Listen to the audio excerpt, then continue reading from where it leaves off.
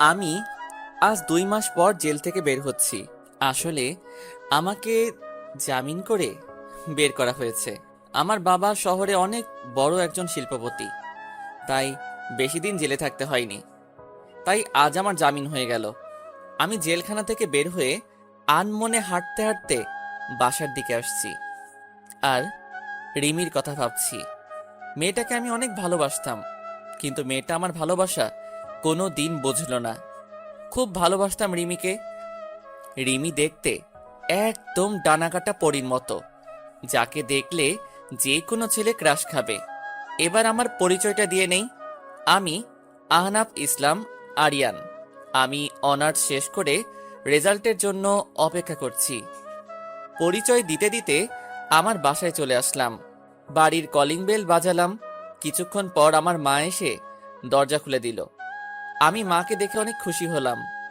2 মাস পরে মাকে দেখলাম, কিন্তু মা আমাকে দেখে মুখটা মলিন করে কোনো কথা না বলে ভিতরে ঢুকে গেল। আজ আমার একটা অন্যায়ের জন্য মা আমার সাথে কথা বলল না। খুব খারাপ লাগছে। মা আমার সাথে কথা না বলে মুখে এক রাশ বিরক্ত নিয়ে চলে গেল আমার সামনে থেকে। আমি মার পিছু নিলাম।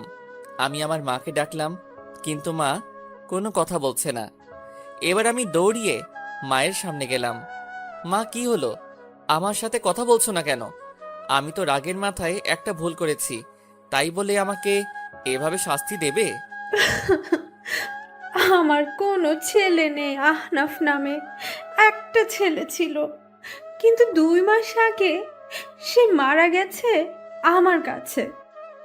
তুই আমার ছেলে না, তোর ওই পাপী চেহারা আমাকে দেখাবি না।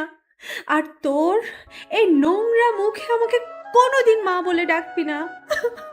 তাই বলে মা কান্না করতে করতে চলে গেল রুমে। এবার মায়ের কথা শুনে আমার দু চোখ বেয়ে অঝোর ধারায় পানি পড়তে থাকলো। শেষ পর্যন্ত আমার মা আমাকে দূরে ঠেলে দিল।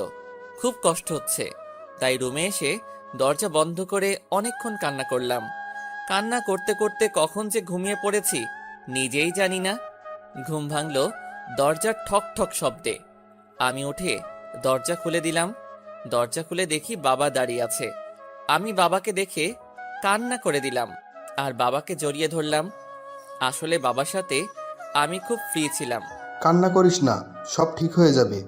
আর কাল থেকে তুই অফিসে জয়েন করবি, তারপর দেখবি সব ঠিক হয়ে যাবে। আচ্ছা বাবা, তুমি যা বলবে তাই হবে। আর একটা কথা তোকে না জানিয়ে আমি বড় একটা সিদ্ধান্ত নিয়েছি। আশা করি তুই আমার কথা রাখবি। বলো বাবা, আমি তোমার সব কথা রাখবো। আমি তোর সাথে রিমির বিয়ে ঠিক করেছি, কারণ তোর জন্য রিমির জীবন নষ্ট হোক আমি তা চাই না। তাই আমি এই সিদ্ধান্তটা নিয়েছি। তুমি যা ভালো বোঝো তাই করো। আপনারা ভাবছেন এই রিমিটা কে? আসুন, 2 মাস আগের কাহিনী বলছি। সকালে ঘুমিয়ে আছি, হঠাৎ ফোনের শব্দে ঘুম ভেঙে গেল। আমি বিরক্ত হয়ে ফোনটা রিসিভ করলাম। দেখি আমার বন্ধু ফোন দিয়েছে। আমার বন্ধুর নাম রাজু। ওই শালা এত সকালে ফোন দিয়ে আমার আরামের ঘুম নষ্ট করলি কেন রে? আরে রাখ তোর আরামের ঘুম। আর এদিকে রিমি ভাবি অন্য একটা ছেলের সাথে এক রিক্সায় কলেজে যাচ্ছে, তুই তাড়াতাড়ি কলেজে চলে আয়। রাজুর মুখে রিমির কথা শুনে আমার নিমিষেই ঘুম উধাও হয়ে গেল। আমি তাড়াতাড়ি উঠে ফ্রেশ হয়ে কলেজের জন্য রওনা দিলাম। আসুন রিমির সাথে পরিচয় করে দেই। রিমি আমাদের কলেজে 2য় বর্ষের ছাত্রী। আমি রিমিকে 2 বছর ধরে ভালোবাসি। রিমিকে অনেকবার প্রপোজ করেছি, কিন্তু রিমি রাজি হয়নি।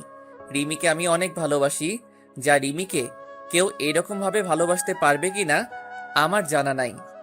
পরিচয় দিতে দিতে কলেজে চলে আসলাম। এসে দেখি রিমি একটা ছেলের পাশে বসে আছে আর হেসে কথা বলছে। আমার মাথায় প্রচন্ড রাগ উঠে গেল।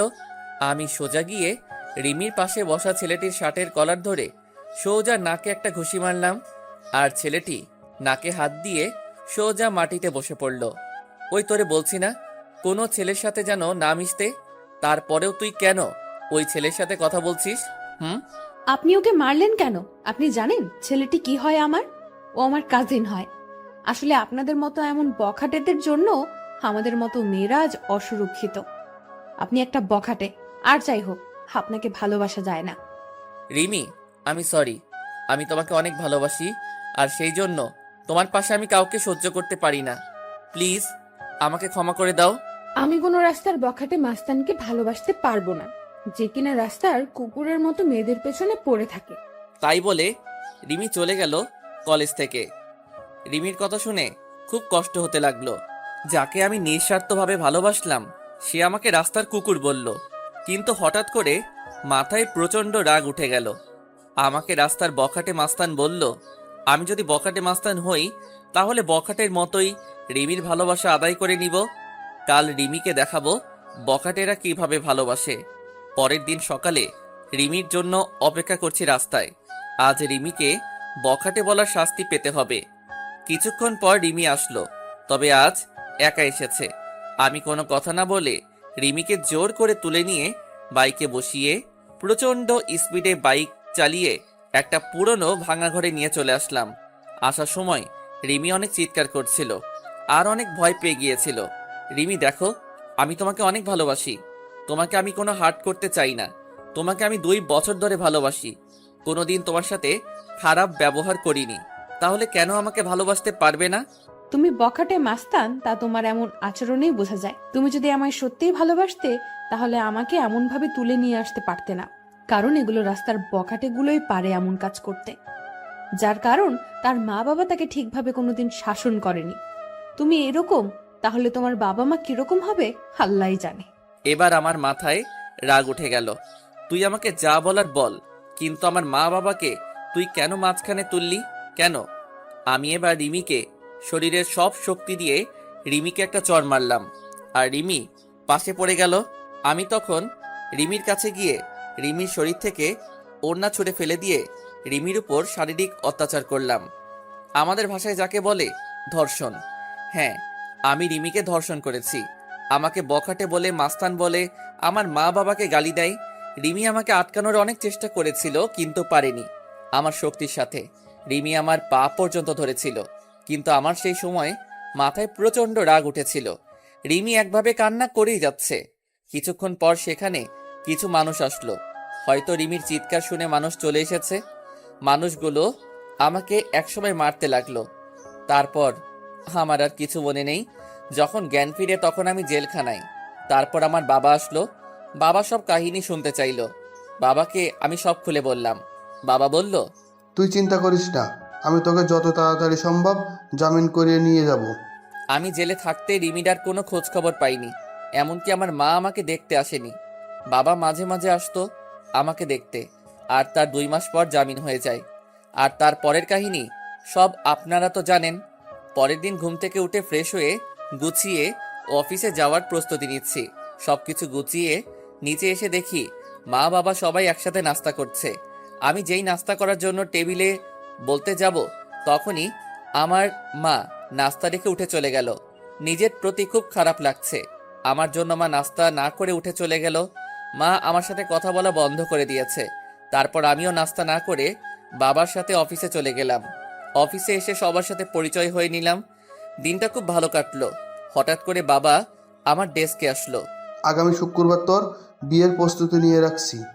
দেখতে দেখতে শুক্রবার চলে আসলো। কোনো আয়োজন বাদেই বিয়ে হয়ে গেল। শুধু 2 পরিবারের মানুষ ছিল, আর কেউ ছিল না। আমি এখন বাসর ঘরের সামনে দাঁড়িয়ে আর ভাবছি রিমির সামনে কোন মুখ নিয়ে যাব। রিমি কোনোদিন মেনে নিতে পারবে আমাকে?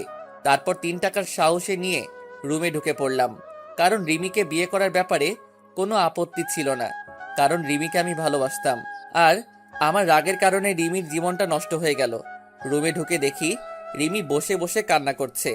আমি রিমির পাশে বসতে যাব, তখনই রিমি আমাকে এক ঝাটকায় সরিয়ে দিয়ে বলল, তুই আমার পাশে আসবি না, তোর জন্য আমার জীবন নষ্ট হয়ে গেছে, তোর জন্য আমার বাবা মার সম্মান নষ্ট হয়ে গেছে।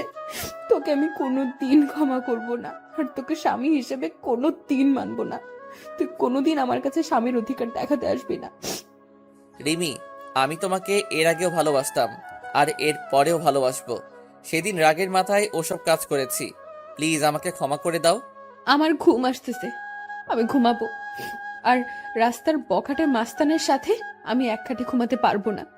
আর যদি আবার রাগ হয় তাহলে আবার আমাকে রাস্তার কুকুরের মতো ভোগ করো। সেটা তো তুমি খুব ভালো করেই পারবে। তাই বলে রিমি ঘুমিয়ে পড়ল, আর আমি নিচে বিছানা পেতে ঘুমিয়ে পড়লাম। রিমি আমাকে কোনোদিন মেনে নেবে না, সেটা আমি জানতাম, কিন্তু রিমি কেন বোঝে না যে আমি রিমিকে অনেক ভালোবাসি। রিমি বিছানায় শুয়ে পড়ল, আর আমি নিচে একটা চাদর আর বালিশ নিয়ে শুয়ে পড়লাম। সকালে ঘুম থেকে উঠে দেখি রিমি এখনো শুয়ে আছে, কিন্তু রিমি অনেক চেঞ্জ হয়ে গেছে। আগে মেয়েটা অনেক সুন্দর ছিল, এই 2 মাসে রিমি অনেক শুকিয়ে গেছে। মনে হয় নিজের শরীরের যত্ন নেয় না। রিমি নড়াচড়া করছে, মনে হয় ঘুম থেকে এখনই উঠে পড়বে। তাই আমি তাড়াতাড়ি বাথরুমে ঢুকে পড়লাম ফ্রেশ হতে। ফ্রেশ হয়ে বাইরে বেরিয়ে দেখি রিমি হাঁটু ভাঁজ করে বিছানার উপর মাথা নিচু করে বসে আছে। কি হয়েছে রিমি, তুমি এমন ভাবে বসে আছো কেন? ফ্রেশ হবে না? এবার রিমি মাথা তুলল, দেখি রিমি কান্না করছে। মুহূর্তের মধ্যে মনটা খারাপ হয়ে গেল। আমি কান্না করি আর যাই করি, আপনাকে না দেখলেও চলবে। যে মানুষটা আমার সবকিছু শেষ করে দিয়েছে, আমার স্বপ্ন, আশা, ইজ্জত, যে মানুষটা নিমেষেই সব শেষ করে দিয়েছে, তার সাথে আমার এক রুমে থাকতে হচ্ছে। কতটা ঘৃণা করি আপনাকে জানেন আপনি? আপনাকে দেখলে আমার মনে হয় যে নিজেকে শেষ করে দেই। আর আজ পরিস্থিতির কারণে আপনি আমার স্বামী, তাই আমি আমার মতো থাকবো, আর আপনি আপনার মতো। আর যদি রাস্তার কুকুরদের মতো যদি আবার আমাকে ভোগ করতে চান, তাহলে করতে পারেন, কারণ বিয়ের আগে আপনি একটা মেয়ের বেঁচে থাকার সম্বলকে ছিনিয়ে নিয়েছেন। তাই আপনাকে আমি ঘৃণা করি, আর আজীবন ঘৃণা করব। আমি কোনো কথা না বলে সোজা বাইরে চলে আসলাম। কিছুক্ষণ হেঁটে বাসায় আসলাম, আর ভাবতে লাগলাম রিমিকে কোনোদিন ইচ্ছার বিরুদ্ধে স্পর্শ করব না।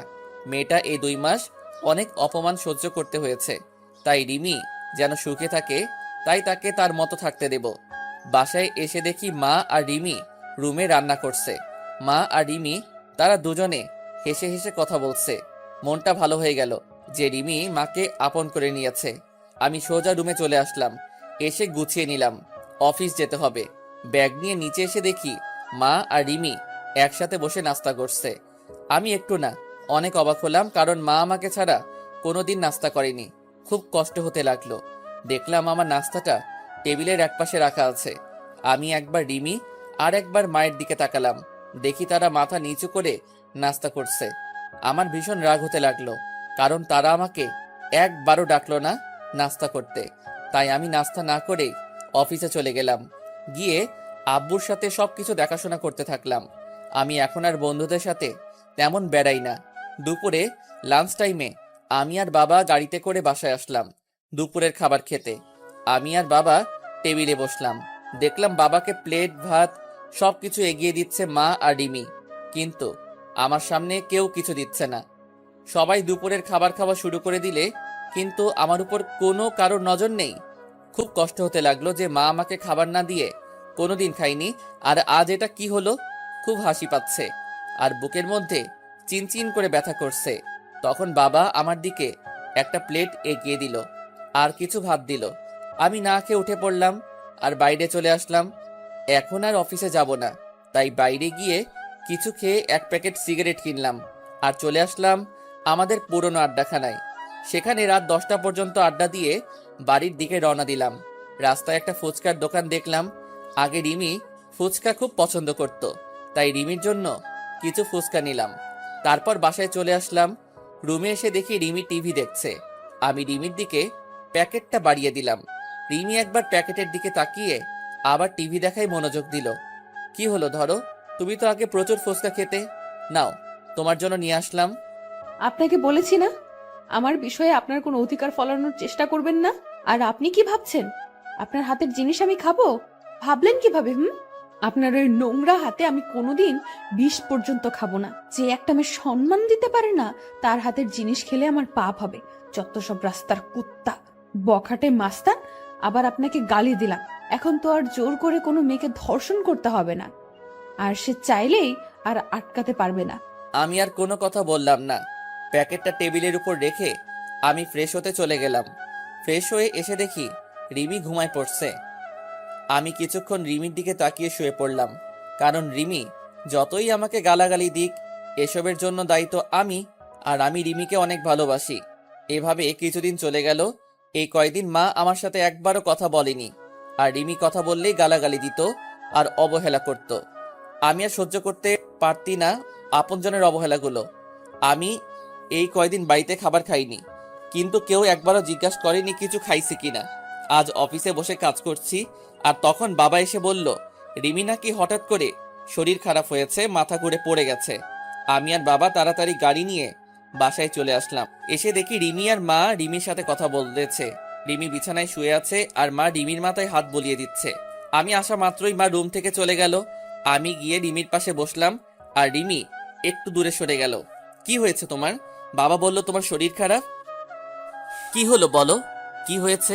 বড় সমস্যা হলে ডাক্তারের কাছে নিয়ে যাব। আমি মা হতে চলেছি। কি? আমি বাবা হতে চলেছি? এত খুশি সংবাদ, আর তুমি এমন মনমরা হয়ে বলছো কেন? তুমি জানো না আমি কত খুশি। আমি অ্যাবর্শন করব। মানে ঠিক বুঝলাম না। আমি এই বাচ্চা চাই না, আমি অ্যাবর্শন করব। কি বলছো এসব? বাচ্চা অ্যাবর্শন করবে মানে? পাগল হলে নাকি তুমি? আমি কিছুতেই হতে দিব না। আমার বাচ্চা আমি নষ্ট করতে দেব না। আমার পেটে আমি কোনো বখাটে মাস্তানের ধর্ষণকারীর বাচ্চা রাখতে পারবো না। আমার পেটে কোনো অমানুষের বাচ্চা রাখতে দেব না। তাই আমি ডিসিশন নিয়েছি, আমি অ্যাবর্শন করব। রিমি, তুমি যা শাস্তি দিবে আমাকে দাও, কিন্তু আমার নিষ্পাপ বাচ্চাকে তুমি কোনো ক্ষতি করো না। সে তো আর কোনো দোষ করেনি। প্লিজ, তুমি এমন করো না। তুমি আমাকে যা শাস্তি দিবে আমি সব মাথা পেতে নিব, কিন্তু আমার বাচ্চাটাকে কোনো ক্ষতি করো না। তোমার পায়ে পড়ি প্লিজ, এমন বড় শাস্তি আমাকে দিও না। আমার পেটে যে বাচ্চা, সে একটা অমানুষের বাচ্চা, একজন বখাটের বাচ্চা, যে নিজের ভালোবাসা পাওয়ার জন্য একটা মেয়েকে জীবিত লাশ করে দিতে পারে। আর তার বাচ্চা বড় হলে তার বাবার মতো হবে না, সেটা কেউ বলতে পারে? তাই আমার পেটে কোনো অমানুষের বাচ্চা পেটে ধরে রাখতে পারবো না। আর এই বাচ্চা যদি বড় হয়ে তার বাবার মতো অমানুষ হয়, তাই আগে থেকে আমি পৃথিবীতে কোনো অমানুষ নিয়ে আসতে পারবো না।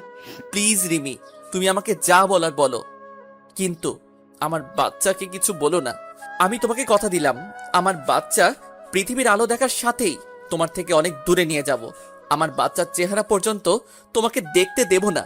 তার আগে আমি সবকিছু ছেড়ে চলে যাব। আমার কান্না দেখে রিমির হয়তো কিছুটা মায়া হলো, তাই সে আর কিছু বলল না। আমার সামনে থেকে উঠে চলে গেল। আমি ওখানে বসে বসে ভাবছি, নিজের সন্তানকে কেউ কোনোদিন এভাবে বলে আমার কোনোদিন জানা ছিল না। রিমির সাথে না হয় আমি একটা অন্যায় করেছি, কিন্তু সে তো আমার বউ হয়। আমি তো রিমিকে বউয়ের মর্যাদা দিয়েছি, তাহলে কেন রিমি আমার সাথে এমন করছে? রিমিকে তো আমি অনেক ভালোবাসি। রিমি কেন বোঝে না? আমি বাইরে চলে আসলাম আর এক প্যাকেট সিগারেট নিলাম, নিয়ে ছাদে চলে আসলাম, আর মনের সব দুঃখ ধোঁয়ার সাথে উড়িয়ে দিচ্ছি। আমার সন্তান জন্ম নেওয়ার সাথে সাথে আমি সবার থেকে ওকে দূরে নিয়ে চলে যাব। কেউ যেন তাকে অমানুষের বাচ্চা না বলতে পারে। রিমি তো আমার সন্তানকে কোনো দিন মেনে নেবে না, তাই সবাইকে বোঝার আগে আমি আমার সন্তানকে নিয়ে অনেক দূরে চলে যাব। চাইলেই আর খুঁজে পাবে না। সিগারেট শেষ করে নিচে আসলাম। এসে দেখি সবাই একসাথে বসে রাতের খাবার খাচ্ছে। আমার মনটা আবার খারাপ হয়ে গেল। আজকেও আমাকে না ডেকে সবাই একসাথে খাওয়া শুরু করে দিয়েছে। আমি আমার রুমের দিকে যাচ্ছি, তখন বাবা আমাকে ডাকলো খাবার খেতে। আমার ক্ষুধা নাই বলে রুমে চলে আসলাম। আমার মায়ের কাছে আমি এতটাই ঘৃণার পাত্র হয়ে গেলাম যে আমার সাথে এই কয়টা দিন একটা কথাও বলেনি। আমি নিচে বিছানায় পেতে শুয়ে পড়লাম। কখন যে ঘুমিয়ে পড়েছি ঠিক নেই। সকালে উঠে দেখি রিমি খাটের উপর নেই, হয়তো নিচে গেছে। আমি উঠে ফ্রেশ হয়ে নাস্তা না করে অফিসে চলে আসলাম। বিকালে অফিস শেষে বাসায় আসার সময় রিমির জন্য কিছু জিনিস নিয়ে নিলাম। কিছু ফল আর মাদার হরলিক্স আর অন্যান্য মায়ের শরীরের উপকারে আসে সব কিছু নিয়ে আসছি। তখন অঝোর ধারায় বৃষ্টি হতে লাগলো। আজ খুব বৃষ্টিতে ভিজতে ইচ্ছা করছে। অনেকদিন বৃষ্টিতে গোসল করিনি। আমার আবার বৃষ্টিতে ভিজলে জ্বর ঠান্ডা লাগে। আমি কোনো কিছু না ভেবে একভাবে হেঁটে চলেছি। বাসায় এসে কলিং বেল বাজালাম, দেখি আব্বু দরজা খুলে দিছে। কিরে, তুই বৃষ্টিতে কেন ভিজছস? তোর জ্বর আসবে। কিছু হবে না, অনেকদিন পর বৃষ্টিতে ভিজেছি তাই ভালো লাগছে। আমার রুমে চলে আসলাম। এসে দেখি রিমি জানালার গ্রিল ধরে এক মনে বাইরে তাকিয়ে আছে। আমি রিমিকে ডাক দিলাম। রিমি আমার দিকে তাকালো। আমি রিমির হাতে ফল আর হরলিক্সের প্যাকেটটা দিতে যাব, তখন রিমি চিৎকার করে রেগে বলল, আপনাকে এইসব আনতে বলেছে কে? এসব ঢঙের কোনো দরকার নেই। আমার জীবনটা শেষ করে এখন নাটক করতে আসছে। যত সব ঢং দেখলে বাঁচি না। আর আপনি ভাবলেন কি করে একটা অমানুষের হাতের জিনিস আমি খাবো? যদি সারাদিন না খেয়েও থাকি তবুও আপনার মতো একটা মানুষের কোনো জিনিস খাবো না। রিমি, আমি এসব কিছু আনতে চাইনি, শুধু আমাদের বাচ্চাটার জন্য নিয়ে এসেছি। তুমি আমাকে যেভাবে শাস্তি দেবার দাও, আমাদের বাচ্চাটাকে কোনো শাস্তি দিও না। তুমি এগুলো আমার বাচ্চার জন্য নিয়মিত খাও। আমাদের বাচ্চা মানে শুধু আপনার বাচ্চা, আমার কোনো বাচ্চা নেই। তাও আবার আপনার মতো একটা জানোয়ারের বাচ্চা নেব আমি? কোনোদিন না, কোনোদিন সম্ভব না। আচ্ছা, শুধু আমার বাচ্চা তোমাকে বাচ্চার মা বলে, আমি কোনোদিন পরিচয় দেব না। তুমি নিশ্চিন্তে থাকতে পারো, শুধু আমার বাচ্চাটার জন্য এগুলো নাও।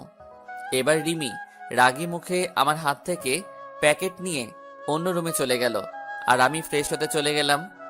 ফ্রেশ হয়ে এসে দেখি রিমি বিছানায় শুয়ে পড়ছে। আমি ফ্লোরে বিছানা পেতে শুয়ে পড়লাম। মাঝরাতে আমার শরীরে কাঁপুনি দিয়ে জ্বর আসলো। আমি একটা চাদর নিয়ে শুয়ে পড়লাম। যখন ঘুম ভাঙলো তখন দেখি সকাল 12টা বেজে গেছে, আর আমার পাশে বাবা বসে আছে আর মাথায় পানি দিচ্ছে। তাহলে সারা রাত আমার শরীরে জ্বর ছিল, কিন্তু রিমির তো জানার কথা যে আমার জ্বর এসেছে। হয়তো রিমি আমার উপর ঘৃণা করে, আমার শরীরে হয়তো স্পর্শ করেনি। বাবা, তুমি এখানে? রিমি মাথায়। সকালে অফিসে গিয়ে দেখি তুই আসিসনি, আবার ফোন বন্ধ। তাই আমি বাড়িতে এসে দেখি তুই জ্বরে শরীর কাঁপুনি দিয়ে উঠছে, তাই আমি মাথায় পানি দিয়ে দিচ্ছি। আসলে বাবা সব জানে যে রিমি আর মা আমার সাথে কথা বলে না, তাই হয়তো বাবা আমার খোঁজ খবর নিচ্ছে। আমার চোখ দিয়ে কয়েক ফোঁটা পানি বের হয়ে গেল। আমার মায়ের জন্য আমার উপর একটু মায়া হলো না। আর রিমিকে তো আমি নিজের থেকেও ভালোবাসি, তাহলে রিমি অন্তত একটু দেখতো যে আমি মারা গেছি না বেঁচে আছি। বাবা কিছু খাবার নিয়ে আসবে, রাতে থেকে কিছু খাওয়া হয়নি। একটু বস, আমি বৌমাকে পাঠিয়ে দিচ্ছি। না বাবা, দরকার নেই, আমি বাইরে থেকে খেয়ে নেব। আমি সব বুঝি রে বাবা, মেয়েটা তোকে এখনো ক্ষমা করতে পারেনি। আমি নিয়ে আসছি খাবার। তাই বলে বাবা চলে গেল নিচে খাবার আনতে, আর আমি বিছানায় শুয়ে আছি। তখন রিমি রুমে আসলো, আর আমার দিকে একবার তাকিয়ে নিজের কাজ সেরে আবার রুমের বাইরে চলে গেল। আমি যেই মেয়েটাকে নিজের জীবনের চাইতেও বেশি ভালোবাসি, সেই মেয়েটা আমার প্রতি একটু মায়া কাজ করে না। যেদিন আমি থাকবো না সেদিন বুঝতে পারবে কতটা ভালোবেসেছিলাম তাকে আমি। সেদিন হয়তো আর আমাকে পাবে না, সবকিছু মায়া ত্যাগ করে চলে যাব। তখন আমার উপরে আর কারো রাগ থাকবে না, কেউ আমাকে অমানুষ জানোয়ার বখাটে বলবে না। তারপর বাবা আমাকে খাবার দিয়ে গেল, আমি খেয়ে নিলাম। তারপর বিকালের দিকে একটু শরীরটা ভালো হলো, আমি আস্তে আস্তে উঠে বাইরে চলে আসলাম আর কিছু খেয়ে নিলাম। এভাবে চলে গেল 2 দিন। এই 2 দিন আমার শরীরে হালকা জ্বর ছিল, কিন্তু মা, রিমি কেউ আমাকে দেখেনি, সবাই অবহেলা করেছে। এখন কেমন যেন নিজেকে শেষ করে দিতে ইচ্ছা করছে। নিজের আপনজনের এমন অবহেলা সহ্য হচ্ছে না। আমি বাসার খাবার খুবই কমই খাই, বেশিরভাগই বাইরে খাই। আজ আবার একটু অফিসে আসলাম, এসে কিছু কাজ করে বাসায় আসার সময় রিমির জন্য কিছু জিনিস কিনলাম, যাতে আমার বাবুটা রিমির ভেতরে সুস্থ থাকে। মা আমার সাথে একদম কথা বলা বন্ধ করে দিয়েছে। আমি আগ বাড়িয়ে কথা বলতে গেলেও মা কথা বলে না, আর রিমি আমার সাথে যখনই কথা বলতে আসে তখনই রাগ দেখিয়ে আর গালাগালি করে। এইভাবে চলে গেল 7 মাস। এখন রিমি একটু একটু করে নিজের শরীরের উপরে যত্ন নেওয়া শুরু করছে। হয়তো নিজের সন্তান, তাই একটু মায়া হচ্ছে। এখন রিমির যা যা প্রয়োজন সব বাবাকে বলে, আর বাবা আমাকে বলে আমি সেগুলো নিয়ে আসি। মাঝে মাঝে দেখি রিমি নিজের পেটে আলতো করে হাত বোলায় আর নিজে নিজে কথা বলে। খুব আস্তে আস্তে কথা বলে, আমি শুনতে পারি না, মানে নিজের সন্তানের সাথে কথা বলে। এসব দেখে খুব ভালো লাগে যে রিমি তার পেটের সন্তানকে একটু একটু করে ভালোবাসতে শিখেছে। হাজার হলেও মা সে। আর রিমি আগে সবসময় কেন মনমরা আর উদাস হয়ে থাকতো, এখন আর আগের মতো থাকে না, আবার আগের মতো স্বভাবটা ফিরে আসছে। আর এখন রিমি আমার দিকে কেন আর চোখে তাকায়, তবে মাঝে মাঝে আমি সেগুলো দেখেও না দেখার ভান করে থাকি। হয়তো নিজের বাচ্চার সাথে সাথে আমার উপরও একটু একটু মায়া জন্মাতে শুরু করছে, কিন্তু সেদিক থেকে আমার কোনো ইচ্ছাই নেই। আমি সারাদিন আমার মতো থাকি, আর রিমি রিমির মতো। আজ মাঝরাতে হঠাৎ করে ঘুমটা ভেঙে গেল, উঠে দেখি রিমি ঘুমিয়ে আছে, আর এতটা হাত রিমির পেটের উপর। হয়তো বাচ্চাকে আদর করতে করতে ঘুমিয়ে পড়েছে। আমি এবার উঠে রিমির পাশে গিয়ে বসলাম, আর আমার হাতটা রিমির পেটে আলতো করে রাখলাম। খুব ভালো লাগছে আমার। ছোট বাবুটা রিমির মধ্যে আস্তে আস্তে বড় হচ্ছে। আমি আস্তে আস্তে মাথাটা নিচু করে রিমির পেটে চুমু খেতে যাব, তখন রিমির ঘুমটা ভেঙে যায়। আর রিমির পেটে আমার হাত দেখে আর আমার মুখটা রিমির পেটের কাছে দেখে রিমির চোখ রাগে ভরে গেল। আর রিমি আমাকে আমার পাওনাটা বুঝিয়ে দিল। রিমি আমাকে 2টা চড় মারলো আর আমাকে ধাক্কা দিয়ে দূরে সরিয়ে দিল। আমি গালে হাত দিয়ে রিমির দিকে এক দৃষ্টিতে তাকিয়ে আছি, আর রিমির চোখ দিয়ে যেন আগুন বের হচ্ছে। কুত্তা, তুই আমার কাছে কেন এসেছিস? আমার জীবনটা নষ্ট করে তোর শান্তি হয়নি? ছোট লোক একটা, তোর কোনো মনুষ্যত্ব বোধ নেই। তুই দেখছিস আমার পেটে 7 মাসের বাচ্চা, তারপরে তুই কিভাবে আমার কাছে আসছিস? হ্যাঁ, তোর মতো জানোয়ারকে আমার আর বিশ্বাস নেই। ছি ছি ছি, মনে হচ্ছে আমি এক্ষুনি এই পৃথিবী ছেড়ে চলে যাই। প্লিজ রিমি, তুমি বিশ্বাস করো, আমার কোনো খারাপ উদ্দেশ্য ছিল না। আমি আমার সন্তানকে একটু স্পর্শ করতে চেয়েছিলাম। তুমি বিশ্বাস করো, আমার কোনো খারাপ উদ্দেশ্য ছিল না। বিশ্বাস করব তোকে? তুই ভাবলি কি করে তোর মতো একটা ছোট লোক জানোয়ারের বাচ্চা কুকুরকে বিশ্বাস করব? আমার ভাবতেও ঘৃণা হচ্ছে যে একটা 7 মাসের গর্ভবতী মায়ের কাছে তোর আসতে একটু বিবেকে বাঁধলো না। আজ থেকে তুই আর এই রুমে থাকতে পারবি না। তোকে আস্তে আস্তে মেনে নিতে চেয়েছিলাম, কিন্তু তুই কোনোদিন ভালো হবি না। আসলে রাস্তার কুকুর কোনোদিন ভালো হয় না। আমি আর কিছু না বলে বাইরে চলে আসলাম। এসে ছাদে চলে আসলাম। খুব কষ্ট হচ্ছে আমার। রিমি আবার আমাকে ভুল বুঝলো। আমি তো আমার সন্তানকে একটু স্পর্শ করতে চেয়েছিলাম, আর রিমি আমাকে থাপ্পড় মারলো। নিজের অজান্তেই চোখ দিয়ে 2 ফোঁটা নোনা পানি বের হলো। আজকে নিজেকে শেষ করে দিতে ইচ্ছা হচ্ছে, কিন্তু আমাকে বেঁচে থাকতে হবে। আমার সন্তানের জন্য আমাকে বেঁচে থাকতে হবে, নইলে আমার মতো আমার সন্তানও এমন অবহেলা পাবে। আর নিজের আপনজনের কাছ থেকে এমন অবহেলা পেলে সে নিজেও ঠিক থাকতে পারবে না। তাই আমি আমার সন্তানকে নিয়ে এই পরিবার, এই শহর থেকে অনেক দূরে চলে যাব। চাইলেও কেউ আর খুঁজে পাবে না। সারা রাত এভাবে ছাদে কাটিয়ে দিলাম। রিমির কথা ভাবতে ভাবতে কখন যে সকাল হয়ে গেছে ঠিক খেয়াল করিনি। সকালে নিচে চলে আসলাম। এসে সোজা মায়ের রুমে চলে গেলাম। দেখি মা বসে আছে। আমি মায়ের কাছে গিয়ে মায়ের সামনে হাঁটু গেড়ে বসে পড়লাম। মা, কেন তুমি আমার সাথে এমন ব্যবহার করছো? কেন এমন অবহেলা করছো? তুমি তো জানো আমি অবহেলা একদম সহ্য করতে পারি না। সেদিন রিমি তোমাদের নামে অনেক খারাপ ভাষায় গালাগালি করছিল, তাই আমি রাগের মাথায় রিমির সাথে এমন ব্যবহার করি। চাইলে তুমি আমাকে মারতে পারো, আর যদি না শাস্তি দাও তাহলে তুমি একবার বলো যে এ বাড়ি থেকে চলে যেতে। আমি সবকিছু ছেড়ে চলে যাব, আর কোনোদিন তোমার এই শয়তান ছেলের মুখ দেখতে দেব না। তোর সাথে আমার কোনো কথা নেই। আমি আগেই বলেছি, আমার ছেলে সেদিনই মারা গেছে। আমার কাছে যেদিন সে ওরকম একটা নোংরা কাজ করেছিল, আর আমি কারো মা না, আমার কোনো ছেলে নেই। তুই যেখানে পারিস সেখানে চলে যা, আমার কিচ্ছু যায় আসে না। ঠিক আছে মা, আমি আর কোনোদিন তোমাকে মা বলে ডাকবো না। আমি চলে যাব, সবাইকে ছেড়ে চলে যাব। তখন এই শয়তানটার চেহারা তোমাকে আর দেখতে হবে না, আর কোনো অমানুষ তোমাকে মা বলে ডাকবে না। আমি মায়ের রুম থেকে চলে আসলাম নিজের রুমে। রুমে ঢুকে দেখি রিমি বাথরুমে ফ্রেশ হচ্ছে। আমি তাড়াতাড়ি গুছিয়ে নিলাম অফিস যাওয়ার জন্য, যাতে রিমির ফ্রেশ হওয়ার আগে আমি অফিসে চলে যেতে পারি। রিমির বাথরুম থেকে বের হবার আগে আমি অফিসে চলে আসলাম। বাইরে থেকে কিছু নাস্তা করে অফিসে প্রবেশ করলাম। সারাদিন অফিস করে বিকালে যখন ছুটি হলো, তখন ভাবলাম এখন বাসায় গেলে রিমি মা হয়তো আমাকে দেখে আবার বিরক্ত হতে পারে। তাই একটু পার্কে বসে বন্ধুদের সাথে আড্ডা দিয়ে রাত 12টার সময় বাসায় আসলাম। বাসায় এসে অন্য রুমে ঘুমাতে চলে গেলাম। আজ আর নিজের রুমে ঘুমাতে যাইনি, কারণ রিমি আমাকে দেখলে আবার রাগ করবে। আবার মাঝরাতে আমি কিছু করব ভেবে সারা রাত জেগে থাকতে পারে, আর সারা রাত জেগে থাকলে আমার বাচ্চাটার ক্ষতি হতে পারে। তাই আজ অন্য রুমে ঘুমিয়ে পড়লাম। এইভাবে আরো 1 মাস চলে গেল। এই 1 মাসে আমি কারোর সাথে কথা বলিনি, মানে কেউ আমার সাথে কথা বলেনি। শুধু বাবা কথা বলতো আমার সাথে, আর কথা বলবে কিভাবে? আমার সাথে এখন কারো দেখা হয় না।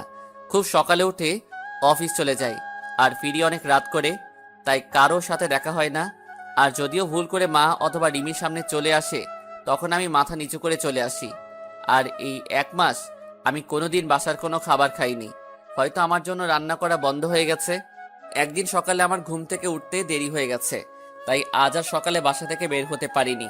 তাড়াতাড়ি ঘুম থেকে উঠে ফ্রেশ হয়ে অফিসে যাওয়ার জন্য তৈরি হয়ে যেই রুম থেকে বের হব, তখন দেখি রিমি আমার রুমের দরজার সামনে দাঁড়িয়ে আছে। আমি রিমির এক সাইড করে চলে আসতে যাব, তখন দেখি রিমি আমাকে কি বলতে চাইলো। আমি শুনেও না শোনার ভান করে চলে আসলাম। হয়তো বলতে চেয়েছিল যে কিছু ফল আর কিছু হেলদি খাবার কিনে আনার জন্য বলতে চাইছিল। তাছাড়া রিমি আমার সাথে কেন কথা বলবে? তাই আমি অফিসে চলে আসলাম। সারাদিন অফিস করে অফিস শেষে ফলের দোকানে গিয়ে অনেক ফল, মাদার হরলিক্স সব কিছু কিনলাম। কিনে বাবার কাছে গেলাম। বাবার কাছে ফলের প্যাকেটটা দিয়ে বললাম এইগুলো রিমিকে দিতে। বাবা কিছুক্ষণ আমার দিকে তাকিয়ে রইল। বাবা সব কিছু জানে যে মা আর রিমি আমার সাথে কথা বলে না, কিন্তু বাবা কিছু বলতে পারে না। দোষটা তো আমারই ছিল। তারপর অফিস শেষ করে রাত 11:30 বাসায় আসলাম। দেখি সব রুমে লাইট অফ মনে হয়, সবাই ঘুমিয়ে পড়ছে।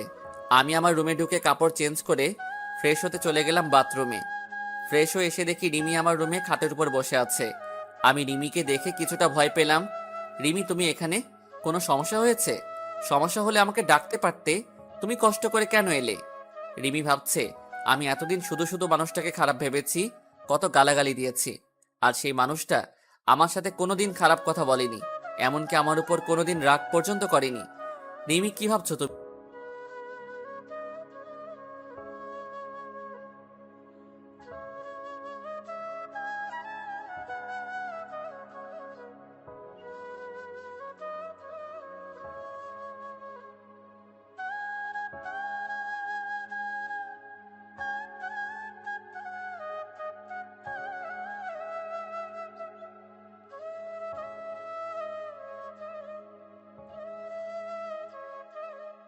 এখন কেউ আমাকে খাবার খেতে ডাকেনি, আর এখন না ডাকলেই চলবে। তুমি যাও, ঘুমিয়ে পড়ো। বেশি রাত জাগলে আমার সন্তানের আবার ক্ষতি হতে পারে, আর আমি চাই না আমার জন্য আমার সন্তানের কোনো ক্ষতি হোক। আসলে সেদিন রাতে আপনাকে ওইভাবে দেখে খুব ভয় আর রাগ উঠে গিয়েছিল, তাই আপনার সাথে সেদিন খারাপ ব্যবহার করেছিলাম। এখন আর ওগুলো নিয়ে আমি আর ভাবি না, সবকিছু অভ্যাস হয়ে গেছে। এখন আর মন খারাপ হয় না। তাই বলে আমি চাদর টেনে শুয়ে পড়লাম, আর রিমি মুখটা মলিন করে চলে গেল। আর আমি ভাবতে থাকলাম রিমি এতদিন পরে আমার সাথে কথা বলল, খুব ভালো লাগছে। রিমি তাহলে আমাকে ফিল করতে শুরু করেছে। কিন্তু আগেরকার কথা মনে পড়তেই সবকিছু অন্ধকার হয়ে গেল। রিমির বলা সেই পুরনো কথাগুলো মনে পড়তেই আবার আমার মনটা বিষণ্ণতায় ছেয়ে গেল। আমি তো মাকে কথা দিয়েছি যে সবকিছু ছেড়ে অনেক দূরে চলে যাব, আর মা আমাকে তার ছেলে বলে মানে না। যখন আমি কার জন্য এখানে থাকবো? তাই সবকিছু মাথা থেকে ঝেড়ে ঘুমিয়ে পড়লাম। সকালে ঘুম থেকে উঠে ফ্রেশ হয়ে অফিসের জন্য রওনা হব, তখন আবার রিমি আমার রুমে আসলো। আমি সেদিকে কোনো খেয়াল না করে বললাম, এত সকালে ঘুম থেকে উঠছো কেন? যাও, যে শুয়ে পড়ো। আর কিছু লাগলে বলতে পারো, বাবার কাছে কিনে পাঠিয়ে দেব। না মানে আপনি প্রতিদিন খুব সকালে অফিসে চলে যান, তাই জানতে আসলাম সকালের নাস্তাটুকু করেন না। বাবা তো যাই সকালে 9টার সময়, তাহলে আপনি এত সকালে যাচ্ছেন কেন? আমি তোমাকে বলেছি না আমার খাবার খাওয়া নিয়ে কারো চিন্তা করতে? মানা করেছি না? এই 1 বছর যেভাবে খেয়ে আসছি ঠিক এভাবে সারা জীবন খাবার খেতে পারবো। আর এত সকালে অফিস যাই কেন সেটা তুমি ভালো করেই জানো। আমাকে আর বলার প্রয়োজন মনে করি না। তুমি তো বলেছিলে যে আপনার ওই চেহারা যেন আমাকে আর না দেখান, তাই যতটা সম্ভব চেষ্টা করি না দেখানোর। এবার দেখি রিমি মাথা নিচু করে বসে আছে। হয়তো এমন কথা রিমি আমার কাছ থেকে আশা করেনি। আমি আর এক মুহূর্ত না দাঁড়িয়ে চলে আসলাম বাইরে। নিচে এসে দেখি টেবিলে সব নাস্তা রাখা আছে, হয়তো রিমি আমার জন্য তৈরি করেছিল। আমি রেস্টুরেন্ট থেকে কিছু নাস্তা করে অফিসে প্রবেশ করলাম। অফিসে কাজ করতে করতে দুপুরের খাবার সময় হয়ে গেল। সবাই লাঞ্চ করতে চলে গেছে, এমনকি বাবাও চলে গেছে বাসায় লাঞ্চ করতে। আর আমি নিজের ডেস্কে বসে আছি। তখনই আমার ফোনটা বেজে উঠল। আমি রিসিভ করলাম। একটা আননোন নাম্বার থেকে ফোন এসেছে। কোনো কাজ নেই, তাই ফোনটা রিসিভ করলাম। হ্যালো, আসসালামু আলাইকুম। ওয়ালাইকুম আসসালাম। কে বলছেন আপনি? আমি রিমি বলছি। আপনি দুপুরে লাঞ্চ করতে বাসায় আসছেন না? আসলে রিমি আমাকে এই প্রথম ফোন দিল, তো তাই নাম্বার আর কণ্ঠ চিনতে পারিনি। আর তার থেকে বেশি অবাক হলাম যে রিমি আমাকে ফোন করে লাঞ্চ করার জন্য বলছে। আমি বাইরে থেকে লাঞ্চটা করে নিয়েছি, আর আমি লাঞ্চ করেছি কিনা করেছি তা কেউ না ভাবলে খুশি হতাম। এতদিন যখন কেউ কোনো খোঁজ খবর রাখিনি, তাই এখনো খোঁজ খবর না রাখলে আমি না খেয়ে মরবো না। মিথ্যা বললাম। তাই বলে আমি ফোনটা রেখে দিলাম। আর ভাবতে থাকলাম হঠাৎ করে রিমি এত চেঞ্জ হলো কিভাবে, বুঝলাম না। সকালে নাস্তা করেছে কিনা, দুপুরে লাঞ্চ করেছে কিনা, সব জানতে চাইছে। এর কারণটা কি হতে পারে? হয়তো আমার উপর হালকা করুণা করছে, কিন্তু আমি কারো উপর করুণা হতে চাই না। এতদিন কিভাবে ছিলাম তা একটা বারও কেউ খোঁজ খবর নেয়নি, তাই এতদিন খোঁজ নেওয়ার কোনো দরকার নেই। তারপর আমি উঠে গিয়ে বাইরে থেকে লাঞ্চ করে নিলাম। তারপর আবার অফিসের কাজে মনোযোগ দিলাম। অফিস শেষ হয়ে গেল, আমি বাইরে বের হয়ে আমার প্রতিদিনের কাজ করতে থাকলাম। মানে কিভাবে সময় অপচয় করে রাত 12টার সময় বাসায় যাওয়া যায়। রাত 9টা বাজে, আমি বন্ধুদের সাথে সিগারেট টানছি আর আড্ডা দিচ্ছি। সেই সময় আবার আমার ফোনটা বেজে উঠল। আমি ফোন হাতে নিয়ে দেখি রিমি ফোন দিছে। আমি কেটে দিলাম। এইভাবে বেশ কয়েকবার ফোন দেওয়ার পর আমি রিসিভ করলাম। হ্যালো, ফোন দিয়েছো কেন? আপনি বাসায় আসবেন না। দেরি আছে বাসায় যাওয়ার। না মানে আর কোনো কিছু বলতে না দিয়ে ফোন কেটে দিলাম। তারপর আবার আড্ডাতে মনোযোগ দিলাম। তারপর 11টার সময় বাসায় আসলাম। এসে কাপড় চেঞ্জ করে ফ্রেশ হতে চলে গেলাম। ফ্রেশ হয়ে এসে আমার রুমের বেলকনিতে দাঁড়িয়ে সিগারেট টানছি আর পুরানো কথা ভাবছি। আপনি সিগারেট কেন খাচ্ছেন? জানেন না এসব খেলে শরীর খারাপ হয়? আমি চমকে উঠলাম। পিছনে তাকিয়ে দেখি রিমি কথাগুলো বলল। আমি সিগারেট খেয়ে বেঁচে আছি, তাই সিগারেটের বিষয়ে আর কোনো কথা না বললে খুশি হব। প্লিজ ওইটা ফেলে দিন, কাশি হচ্ছে আমার আর কষ্ট হচ্ছে, প্লিজ ফেলে দিন। দেখলাম রিমি এক হাত পেটে দিয়ে কাশতে লাগলো। আমার বুকের মধ্যে কেমন অজানা এক ব্যথা অনুভব করলাম, কারণ রিমিকে যে আমি এখনো অনেক ভালোবাসি আর তার মধ্যে গড়ে উঠছে আমার বাবুটা। তাই সিগারেটটা ফেলে দিয়ে রিমির এক হাত ধরে বিছানার উপর বসালাম আর এক গ্লাস পানি এগিয়ে দিলাম। এত রাতে না ঘুমিয়ে এখানে কি করছো? আর আমার চেহারা দেখাতো। তোমার পাপ। তুমি আমার রুমে এসেছো, আমাকে দেখছো, কথা বলছো, তোমার পাপ হবে। তুমি চলে যাও আর হাতটা রুমে গিয়ে ডেটল দিয়ে ভালো করে পরিষ্কার করে নিবে, কারণ আমি তো একটা অমানুষ। আর একজন নোংরা মানুষ কাউকে স্পর্শ করলে তা ভালোভাবে ধুয়ে পরিষ্কার করে নিবে। রিমি আমার দিকে কেমন কান্না কান্না ভাবে তাকিয়ে আছে, মনে হয় এখনই কেঁদে দেবে। চোখে পানি জমা হচ্ছে। প্লিজ আমাকে ক্ষমা করে দিন, আপনার সাথে অনেক খারাপ ব্যবহার করেছি, অনেক অবহেলা করেছি, প্লিজ মাফ করে দিন। তুমি কেন মাপ চাইছো? তোমার কোনো দোষ নেই, সব দোষ তো আমার। কারণ আমি যে একটা জানোয়ার, রাস্তার কুকুর, অমানুষ আর সবচেয়ে বড় অন্যায় করেছি তোমার জীবনটা নষ্ট করে। তুমি আমাকে মাফ করে দাও তোমার সুন্দর জীবনটা নষ্ট করার জন্য। হয়তো তুমি আমার থেকে ভালো কাউকে আশা করেছিলে, কিন্তু তোমার জীবনে আমার মতো এতটা অমানুষ আসবে এটা তুমি হয়তো আশা করনি। যা হবার হয়ে গেছে, তুমি এখন গিয়ে ঘুমিয়ে পড়ো। আর তোমার জীবন আগের মতো সুন্দর করে দেওয়ার দায়িত্ব আমার। তুমি আবার আগের মতো চলাফেরা করবে। শুধু আমার বাবুটা বাইরে আসতে দাও, তোমাকে চিরদিনের জন্য সুখী করে দেব। যাও, অনেক রাত হয়েছে, বেশি রাত জাগলে শরীরটা খারাপ করবে, তাই ঘুমিয়ে পড়ো। আমি রিমির দিকে তাকিয়ে দেখি রিমি কান্না করছে। হয়তো ওর আর বলার কিছু নেই, কারণ এই কথাগুলো রিমি একদিন আমাকে বলেছিল। তারপর আমি আর একটা সিগারেট ধরিয়ে বেলকনিতে চলে আসলাম, আর রিমি কান্না করতে করতে চলে গেল নিজের রুমে। পরের দিন আবার একই সময়ে বের হয়ে গেলাম অফিসের জন্য। লাঞ্চের সময় আবার রিমি ফোন দিয়ে বলল যে বাবার সাথে যেন আমি বাসায় আসি লাঞ্চ করতে, কিন্তু আমি যাইনি, কারণ আমাকে দেখলে মা আবার বিরক্ত হতে পারে, আর আমি চাই না আমার জন্য মা না খেয়ে থাকুক, তাই আমি আর যাইনি। কিছুক্ষণ পর রিমি আবার ফোন করলো। কি ব্যাপার, আপনাকে না বাবার সাথে বাসায় আসতে বললাম, আপনি কেন আসলেন না? আমি দুপুরে এখন খাই না, না খাওয়ার অভ্যাস হয়ে গেছে, আর এখন আবার খাওয়া শুরু করলে অভ্যাসে পরিণত হবে, তাই আমারটা বাদ দিয়ে তোমারটা চিন্তা করো। তারপর আমি ফোনটা বন্ধ করে নিজের কাজ করতে থাকলাম। অফিস শেষে আবার আমার একটা চাকরি করতে হবে, সেটা হলো সময় নষ্ট, কিভাবে রাত 12টা পর্যন্ত বাইরে থাকা যায়। আজ আর ফোন অন করিনি। ঠিক 12টার সময় বাসায় পৌঁছালাম। রুমে ঢুকতেই দেখি রিমি হাজির।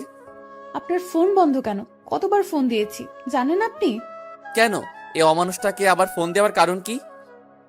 তোমাকে বলেছি না বেশি রাত জাগতে নিষেধ করেছি না, তারপরও কেন রাত জাগো? হ্যাঁ, রাত জাগলে আমার সন্তান, শুধু আমার সন্তানটার ক্ষতি হতে পারে, তাই বেশি রাত জাগবে না, যাও ঘুমিয়ে পড়ো। রিমি আবার আমার দিকে কাঁদো কাঁদো মুখে তাকিয়ে আছে, আমার দিকে চোখের কোণে পানি জমতে শুরু করেছে। রিমি চোখ মুছে বলল, না আসলে ডেলিভারির আর তো বেশি সময় নেই, আর 1 মাস সময় আছে। তাই বলছিলাম কি, এই 1 মাস আমার রুমে ঘুমাবেন। কেন তোমার রুমে কেন? আর তাছাড়া একটা জানোয়ারকে তোমার রুমে থাকলে তোমার সমস্যা হবে তো। না, কোনো সমস্যা হবে না, আরো ভালো হবে। বলা যায় না কখন ডেলিভারির পেইন উঠে যাবে, আর রাতে কখন কি লাগে ঠিক মতো নিতে পারি না। তাই পরে যদি বাচ্চার কোনো প্রবলেম হয়। এবার আমি কিছু বললাম না, কারণ সবার আগে আমার বাবুটা, তারপরে অন্য কেউ। তাই রিমির সাথে রিমির রুমে চলে আসলাম। রিমি বিছানায় ঘুমালো আর আমি সোফায় ঘুমালাম। তারপর সকালে রিমির ঘুম থেকে ওঠার আগে অফিসে চলে আসলাম। পরের দিন এভাবে সারাদিন কাজ করে রাতে রিমির রুমে সোফায় শুয়ে আছি। তখন রিমি বলল, আচ্ছা, আমাদের বাবু হলে বাবুর নাম কি রাখবেন? আমাদের বাবু মানে শুধু আমার সন্তান, ও আর কারো না। আমার সন্তান, আমার যেটা ভালো লাগবে সেই নাম রাখবো। তোমার এই বিষয়ে মাথা না ঘামালেও চলবে। এখন ঘুমাও তুমি। রিমি এবার কান্না শুরু করে দিল। কিছুক্ষণ কান্না করতে করতে পরে ঘুমায় পড়ে। এভাবে কেটে যায় 1 মাস। এই 1 মাসে রিমি অনেক চেঞ্জ হয়ে গেছে, আমার উপর অধিকার খাটানো শুরু করছে। কিন্তু আমি রিমিকে সেই সুযোগ দিতাম না। প্রতিদিন সকালে নাস্তা করার জন্য ডাক দিত, কিন্তু আমি কোনো কিছু না বলে চুপ করে চলে আসতাম। এতে রিমি অনেক কষ্ট পেত। তারপর দুপুরে লাঞ্চ টাইমে প্রতিদিন আমাকে ফোন দেবে। আমি কেন ফোন বন্ধ করে রাখতাম, আর না হয় ফোন রিসিভ করতাম না। একদিন অফিসে কাজ করছি, তখনই বাবা আমার কাছে দৌড়ে আসলো আর বলল যে রিমিকে নাকি হাসপাতালে নিয়ে যাওয়া হয়েছে, ডেলিভারি পেইন উঠেছে। তাই আমি আর বাবা তাড়াতাড়ি হাসপাতালে চলে আসলাম। রিমিকে ডাক্তার ওটিতে নিয়ে গেছে আর মা বাইরে বসে আছে। কিছুক্ষণ পর ডাক্তার বেরিয়ে আসলো আর বলল আমার ছেলে হয়েছে আর রিমিও ভালো আছে। আমার ছেলের কথা শুনে আজ আমি সবচেয়ে বেশি খুশি। আসলে বাবা হওয়া যে কি আনন্দ, আর কেমন অন্যরকম একটা অনুভূতি কাজ করে মনের মধ্যে। খুশিতে আমার দু চোখ দিয়ে পানি বের হয়ে গেল। ডাক্তার সাহেব, আমি কি আমার ছেলের সাথে দেখা করতে পারি? অবশ্যই করতে পারেন, কিন্তু সবাই প্রথমে নিজের বইয়ের কথা জানতে চায়। আর আপনি নিজের ছেলের কেন একবারও জিজ্ঞেস করলেন না যে আপনার স্ত্রী কেমন আছে? ডাক্তারের কথা শুনে আমি চুপ হয়ে গেলাম, আর পাশে থাকা মা বাবা সবাই কেমন দৃষ্টিতে তাকিয়ে আছে আমার দিকে। আমি মৃদু হেসে কেবিনে চলে গেলাম আর আমার সন্তানের কাছে গেলাম। নিজের ছেলেকে দেখে কেমন যেন নিজেকে খুব বাচ্চা লাগছে। পাশের বেডে রিমি শুয়ে আছে, সেদিকে আমার কোনো মাথা ব্যথা নেই। আমার শুধু আমার ছেলেকে চাই। তারপর মা আর বাবা কেবিনে আসলো। মা রিমির পাশে গিয়ে বসলো আর বাবা আমার কাছে এসে আমার ছেলের মাথায় হাত বুলিয়ে দিতে লাগলো। কিছুক্ষণ পর মা বাবা বাইরে চলে গেল। আমি এখন আমার ছেলের কাছে বসে আছি। কিছুক্ষণ পর রিমি বলল, আমার ছেলেকে আমার কাছে দাও, আমি তো এখনো ভালোভাবে দেখতে পারিনি। আমার এবার মাথায় প্রচন্ড রাগ উঠে গেল। কি বললে? তোমার ছেলে মানে? এটা শুধু আমার ছেলে, এর বাবাও আমি, মাও আমি। মনে থাকে যেন। আর কোনো অমানুষের বাচ্চা তোমার ছেলে হয় কিভাবে? তুমি একদম ওকে স্পর্শ করবে না। আমার ছেলেকে আমি দেখে রাখবো। তাই বলে আমি রিমিকে কিছু বলতে না দিয়ে বাইরে চলে আসলাম। রিমি কিছু বলতে চাইছিল, কিন্তু আমি তার আগে চলে এসেছি। অবশ্য রিমি আমার কথা শুনে কান্না শুরু করে দিয়েছিল। কাঁদুক, তাতে আমার কি? এর থেকে 1000 গুণ কষ্ট আমি পেয়েছি। পুরো 1 বছর আমার কষ্ট তিলে তিলে আমাকে শেষ করে দিয়েছে। তারপর বাইরে এসে সবকিছু ঠিকঠাক করে নিলাম। চট্টগ্রামের একটা টিকিট কাটলাম। তারপর আমার যা যা লাগে সবকিছু যাবতীয় জিনিস নিয়ে প্যাক করে নিলাম। আর 2টা চিঠি লিখলাম, একটা মায়ের জন্য আর একটা রিমির জন্য। আজ রাতেই আমি সবকিছু ছেড়ে আমার ছেলেকে নিয়ে এই শহর ছেড়ে চলে যাব। তারপর আমি দুপুরের পরে আবার হাসপাতালে গেলাম। গিয়ে দেখি রিমির পাশে আমার ছেলে চুপটি করে শুয়ে আছে। এতে আমার রাগটা আরো বেশি হয়ে গেল। আমি তাড়াতাড়ি গিয়ে রিমির পাশ থেকে আমার ছেলেটাকে তুলে নিলাম। ওই, তোকে না আমি মানা করেছি আমার ছেলেকে স্পর্শ করতে? তাও তুই কেন ধরেছিস? তুই কি ভুলে গেছিস আগের কথা? তুই কি বলে গালাগালি দিয়েছিলি আমার আর আমার ছেলেকে? তারপরও তুই কিভাবে ওকে কোলে নিস? হ্যাঁ, প্লিজ আনাফ, আমাকে ক্ষমা করে দাও। আমি আমার ভুল বুঝতে পেরেছি। একটা মা হওয়া যে কতটা আনন্দের তা আমি জানতাম না। প্লিজ আমার ছেলের কাছ থেকে আমাকে দূরে সরিয়ে দিও না। তুমি যা বলবে আমি সব শুনবো, তবু আমার ছেলেকে আমার কাছে ফিরিয়ে দাও। কেন সেদিন মনে ছিল না যেদিন আমার ছেলেকে আর আমাকে জানোয়ার, রাস্তার কুকুর, অমানুষ বলে গালাগালি দিয়েছিলি? তুই তো আমার ছেলেটাকে গালাগালি দিয়েছিস, কিন্তু তার বয়স মাত্র 2 মাস, তার তখন জন্ম হয়নি। তখন তুই গালাগালি দিয়েছিস। কোনো মা তার নবজাতক ছেলেকে এভাবে গালাগালি দিতে পারে না। তাই এর প্রতি তোর কোনো অধিকার নেই। মনে থাকে যেন। তাই বলে আমি ছেলেকে নিয়ে বাইরে একটা চেয়ারে বসে পড়লাম।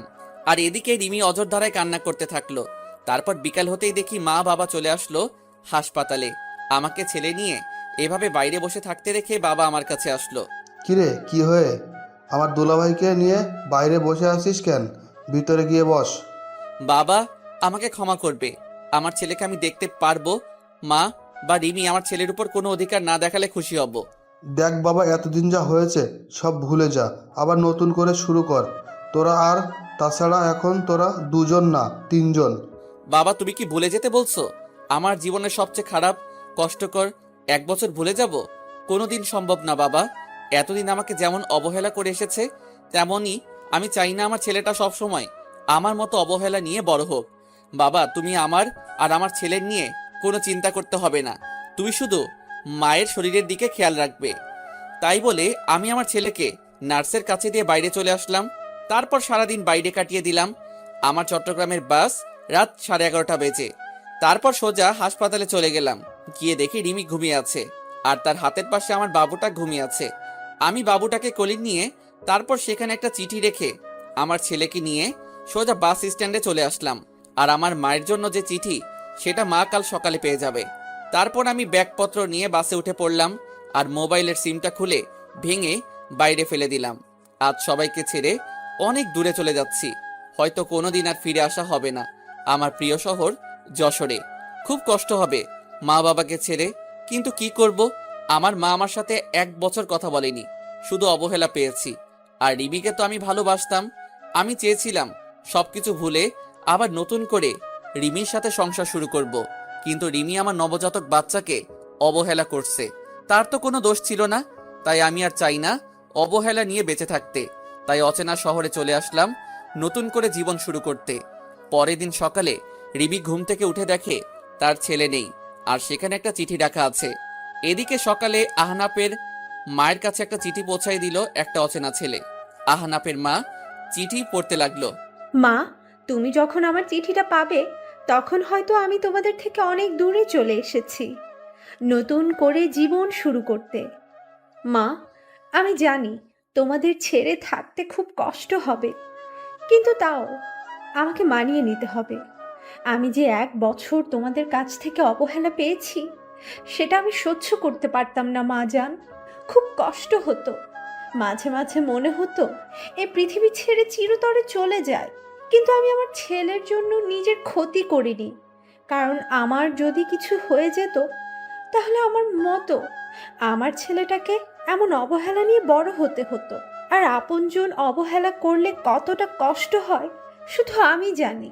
তাই আমি তোমাদের ছেড়ে অনেক দূরে চলে যাচ্ছি। আমি তো তোমার কাছে সেই 1 বছর আগে মারা গেছি। তাই আর তোমাদের ছেলে বলে পরিচয় দিতে হবে না। আর আমার এই পাপী নোংরা চেহারা তোমাকে আর দেখতে হবে না।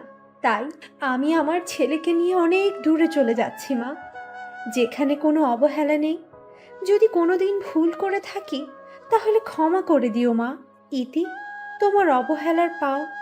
আহনাফের মা চিঠিটা পড়া মাত্রই কান্না শুরু করে দিল, আর তাড়াতাড়ি উঠে হাসপাতালে যেতে লাগলো। এদিকে হাসপাতালে আহনাফের দেওয়ার চিঠি পড়তে থাকলো। রিমি, তুমি হয়তো জানো না, তোমাকে আগে 2 বছর যেভাবে ভালোবাসতাম, ঠিক সেইভাবে এখনো ভালোবাসি। কিন্তু আমার ভালোবাসা তুমি বুঝলে না। মনে করেছিলাম জেল থেকে বের হয়ে আবার তোমাকে বিয়ে করে দুজন সুখী থাকবো, কিন্তু বিয়ে হলেও আমরা সুখী হতে পারলাম না। তুমি যদি চাইতে তাহলে আমাদের সংসারটা আজ অন্যরকম হতো, কিন্তু তুমি চাওনি, কারণ আমি যে একটা অমানুষ জানোয়ার, তাই না? তুমি তো একদিন বলেছিলে আমার গর্ভে কোনো অমানুষের বাচ্চা ধারণ করতে পারবো না, কিন্তু আমি তোমার প্রতি কৃতজ্ঞ যে আমার ছেলেটাকে তোমার গর্ভে ধারণ করার জন্য। আর তুমি যেদিন আমাকে ভুল বুঝে থাপ্পড় মেরেছিলে, সেদিন জানো কতটা কষ্ট পেয়েছিলাম। আর তুমি কি বলেছিলে, আমাকে ক্ষমা করে দাও। আমি সেদিন রাগের মাথায় উল্টাপাল্টা বলে ফেলেছি। রিমি, তুমি কি জানো, মানুষ রাগের মাথায় সবসময় সত্যি কথা বলে। আর তাই সেদিন তুমি যা বলছো হয়তো সব সত্যি। আর আমি তোমার জীবন নষ্ট করেছিলাম। আজ সেই জীবন থেকে আমি চিরদিনের জন্য আমার ছেলেকে নিয়ে চলে যাচ্ছি। তুমি তো একদিন বলেছিলে তোর মতো পাপীর চেহারা আমি দেখতে চাই না, তাই আমি তোমার কথা রাখার জন্য চলে যাচ্ছি। আর আমার ছেলেকে আর কোনোদিন অমানুষ বলে গালাগালি করো না। তুমি পারলে যতদিন গালাগালি করো আমাকে করো, আমার ছেলেকে আমি কেমনভাবে গড়ে তুলবো জানি না, কিন্তু তোমাদের মতো অবহেলা করব না যেভাবে তোমরা আমাকে করছো। তাই আমি চিরদিনের জন্য তোমাদের ছেড়ে চলে যাচ্ছি কোনো এক অজানা শহরে। যদি পারো আমাকে ক্ষমা করে দিও। হিতি একটা অমানুষ। রিমি আহনাফের চিঠি পেয়ে পাগলের মতো কান্না করতে থাকলো আর আহনাফ বলে চিৎকার করতে থাকলো। তখনই আহনাফের মা আসলো রুমে, আর রিমি আহনাফের মাকে জড়িয়ে ধরে চিৎকার করে কান্না করতে থাকলো আর বারবার আহনাফ ফিরিয়ে আসো, আমার ছেলেকে ফিরিয়ে দাও বলে চিৎকার করে কান্না করতে থাকলো। আর এদিকে আহনাফ তার ছোট ছেলেকে নিয়ে এক অচেনা শহরে চলে আসলো। কাউকে চিনে না, কোথায় থাকবে আহনাফ নিজেই জানে না। পরের দিন আমি আমার ছেলেকে নিয়ে একটা চায়ের দোকানে বসে আছি। আমি হালকা নাস্তা করে আমার ছেলের জন্য দুধ কিনে তাকে কষ্ট করে খাওয়ালাম। অনেক হয়েছে, এবার আমার ছেলের একটা নাম রাখতে হবে। তাই আমার ছেলের নাম আব্দুল্লাহ আল সামি রাখলাম, কিন্তু আমি তাকে সামি বলেই ডাকবো। আপনারাও ডাকতে পারেন সামি বলে। তারপর দোকানে আর কিছুক্ষণ বসে থাকার পরে হঠাৎ করে দোকানদার বলল, কি ব্যাপার, আপনি এতটুকু বাচ্চা নিয়ে এভাবে ঘুরে বেড়াচ্ছেন কেন? আর বাচ্চার মা কোথায়? আসলে আমি এই শহরে নতুন, তাই কাউকে চিনি না, আর থাকার একটা জায়গাও নেই, আর বাচ্চার মা নেই, আমি তার মা বাবা। তারপর দোকানদার কি যেন ভেবে বলল, আপনি চাইলে আমার বাড়ির পাশের একটা ছোট বাড়ি আছে, আপনাদের দুজনের থাকার জন্য বেশ ভালো জায়গা। আমি দোকানদারের কথা শুনে বেশ খুশি হলাম। আমি আর কিছু না ভেবে তার কথায় রাজি হয়ে গেলাম। তারপর তিনি আমাকে বাসাটা দেখিয়ে দিয়ে চলে গেল আর বলল, আমার বাড়িটা পাশেই। আমি আমার মেয়েকে বলে যাচ্ছি, আপনার যা যা লাগবে সব কিছু যেন সে দেখে নেয়, আর কোনো সমস্যা হলে আমার মেয়েকে বলবেন। দোকানদার তাই বলে চলে গেল। আর আমি ঘরটা একটু দেখে নিয়ে কাজ শুরু করে দিলাম, মানে ঘর গোছানোর কাজ। কিছুক্ষণ পর দেখি একটা মেয়ে আসলো রুমে। ও, আপনি তাহলে তিনি যার কথা বাবা বলে গেল? তার মানে ইনি দোকানদারের মেয়ে হবে হয়তো। দেখতে মাশাআল্লাহ বেশ সুন্দর, তবে গরিব বলে বেশি সাধারণভাবে চলাফেরা করে, তাই সৌন্দর্যটা বেশি ফুটে উঠছে না। জি, আমি এই ঘর ভাড়া নিয়েছি। আসলে এখানে কাউকে চিনি না তো, তাই আপনাকে আসতে হলো। আপনি একটু দেখিয়ে দিলেই চলবে। আরে আপনি কোনো চিন্তা করবেন না, আপনার যা যা দরকার বলবেন, আমি দেখিয়ে দেব। আর আমাকে আপনি করে না বলে নাম ধরে ডাকলে খুশি হব। আমার নাম তনিমা, তনিমা বললেই খুশি হব। ও আচ্ছা, নাম ধরেই ডাকবো। তখনই স্বামী কেঁদে উঠল, আর তনিমা বলল, এখানে একটা বাচ্চা কান্না করছে কোথায়? আমি তাড়াতাড়ি গিয়ে স্বামীকে কোলে তুলে নিলাম, কিন্তু কান্না থামার কোনো নাম গন্ধই নেই। এই বাচ্চাটা কার? কার বাচ্চা চুরি করে নিয়ে আসছেন? বলেন কার বাচ্চা, নইলে আমি কিন্তু লোকজন ডাকবো আর বলবো আপনি একটা বাচ্চা পাচারকারী। আমি বাচ্চা চুরি করতে যাব কেন? এটা আমার ছেলে, আমি ওর বাবা, আর আমি কোনো বাচ্চা পাচারকারী না, বুঝলেন? তাহলে বাচ্চার মা কোথায়? বাচ্চার মাকে তো দেখতে পাচ্ছি না। আমার ছেলের মা নেই, সে আমার ছেলেটাকে জন্ম দিতে গিয়ে মারা গেছে। এখন থেকে আমি ওর মা বাবা। ও, তা আগে বলবেন তো। আর বাচ্চা কেউ এইভাবে কোলে নেয়? দেন আমার কাছে, দেন। তাই বলে তনিমা আমার কাছ থেকে বাচ্চাটা নিজের কাছে নিয়ে নিল, আর স্বামীর কান্না থেমে গেল। আসলে বাচ্চারা মাতৃ করে বেশি মানায়। আচ্ছা, আপনি ঘরটা গোছান, আমি আপনার ছেলেকে দেখছি। তাই বলে তনিমা স্বামীকে নিয়ে বাইরে চলে গেল, আর আমি ঘরটা গোছানো শুরু করলাম। ঘর গোছানো শেষে আমি বাইরে গিয়ে দেখি স্বামী তনিমার কোলে আরামে ঘুমিয়ে আছে। দেখে খুব ভালো লাগলো, কারণ সারাটা দিন বাসের মধ্যে ভালোভাবে ঘুমাতে পারিনি।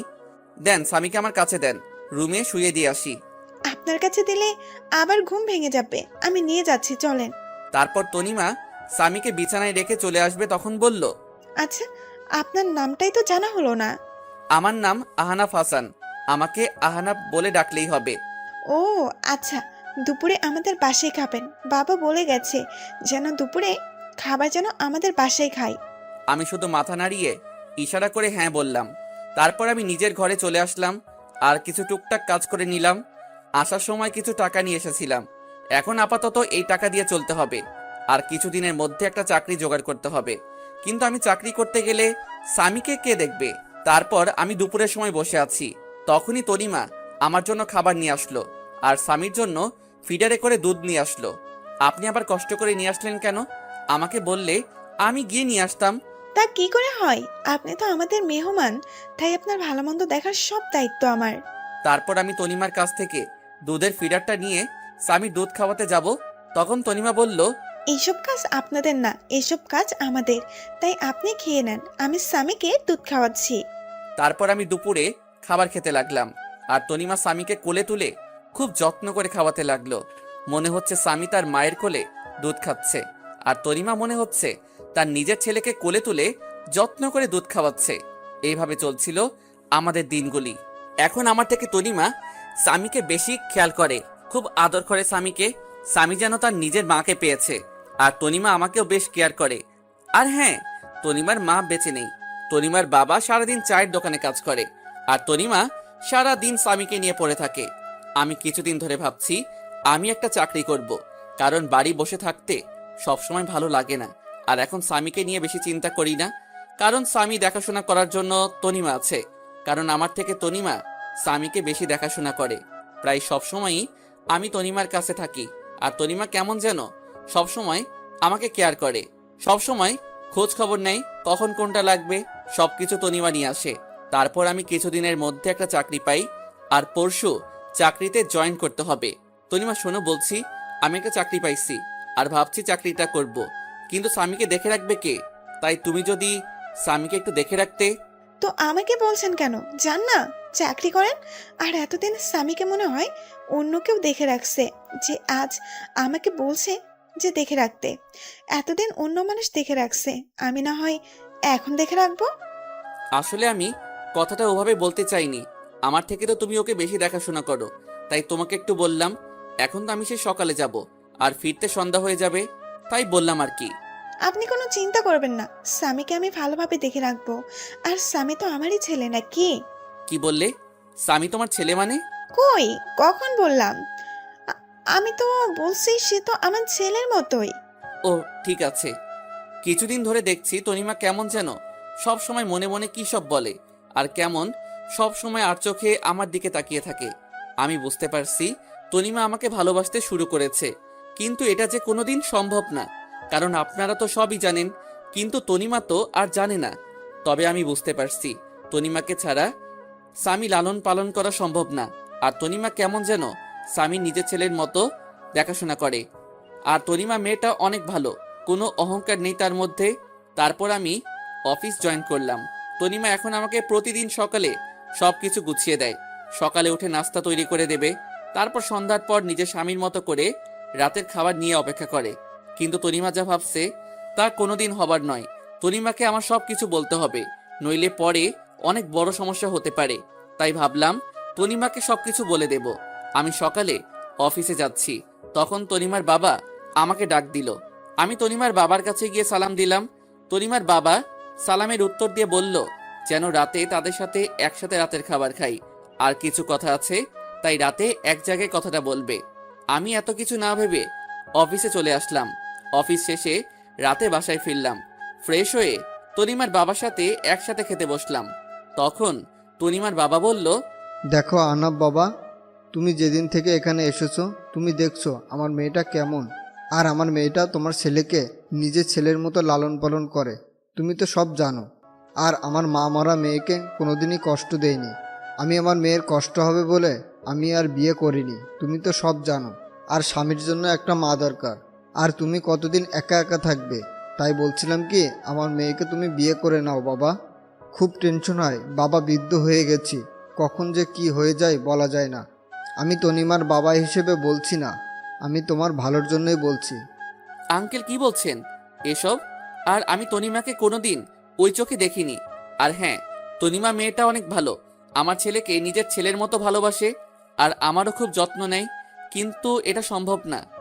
কথাটা বলার সাথে সাথে তনিমার দিকে তাকালাম, দেখি তনিমার চোখ দিয়ে অঝোর ধারায় কান্না করতে করতে বাইরে চলে গেল। তনিমা মনে হয় আমাকে ভালোবাসে, আর তনিমা মনে হয় আমার কাছ থেকে এই কথা আশা করেনি। তাহলে কেন তনিমাকে বিয়ে করতে পারবে না? কি সমস্যা বলো দেখছি। অনেক সমস্যা আছে আঙ্কেল, আপনি আমার পুরো কাহিনী জানেন না। কেন আমি ছোট একটা বাচ্চা নিয়ে কেন এক শহর থেকে অন্য শহরে চলে আসলাম।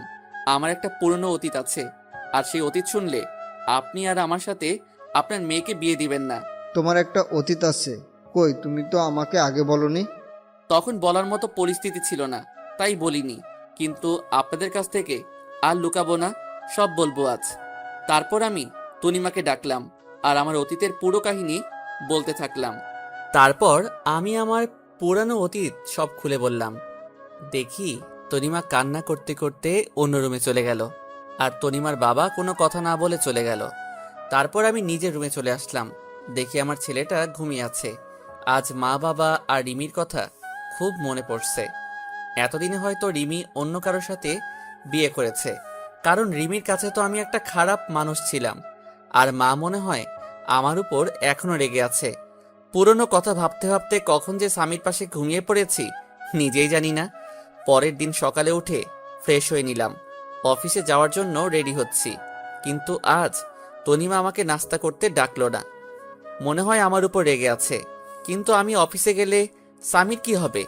স্বামীর বয়স 8 মাস, তাই তাকে একা রেখে যাওয়া যাবে না। প্রতিদিন তনিমা স্বামীকে তার কাছে নিজের মায়ের মতো দেখাশোনা করত। কিন্তু আজ কি হবে? আমি বিছানায় মাথা নিচু করে বসে আছি।